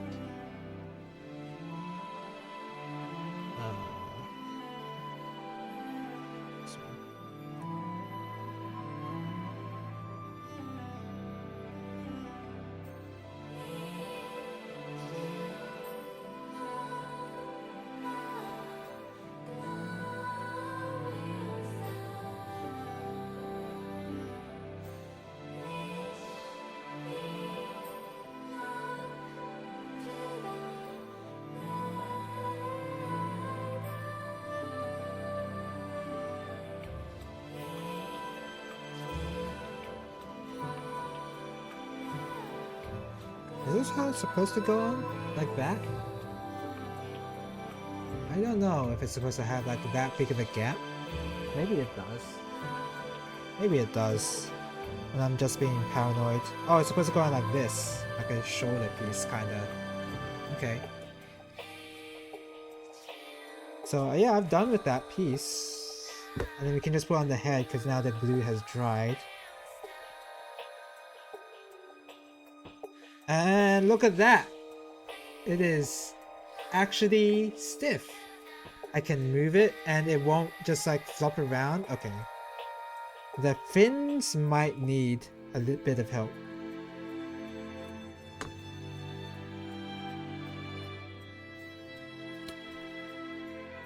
The fins might need a bit of help. Am I gonna use that? Am I gonna help it now? Probably not, because I think I want to stop for now.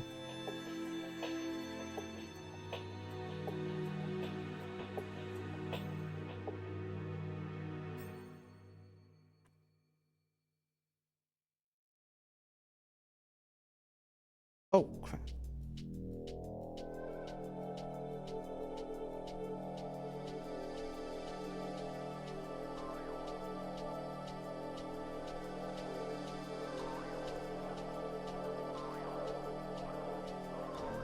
Okay, the fin doesn't pop out that easy, so what makes the fin pop out? Well, whatever.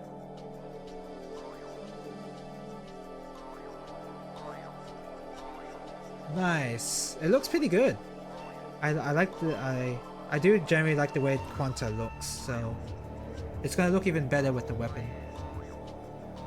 Okay, let me see what is the next step. And depending on the next step, I might decide to build more, but unlikely. Oh, it's already 11? Holy crap. Okay, yeah, okay. Regardless of the next step, it's definitely time to stop. Oh, it's the weapons. Okay, yeah. Yeah, it's time to stop. Yeah, thank you guys for watching.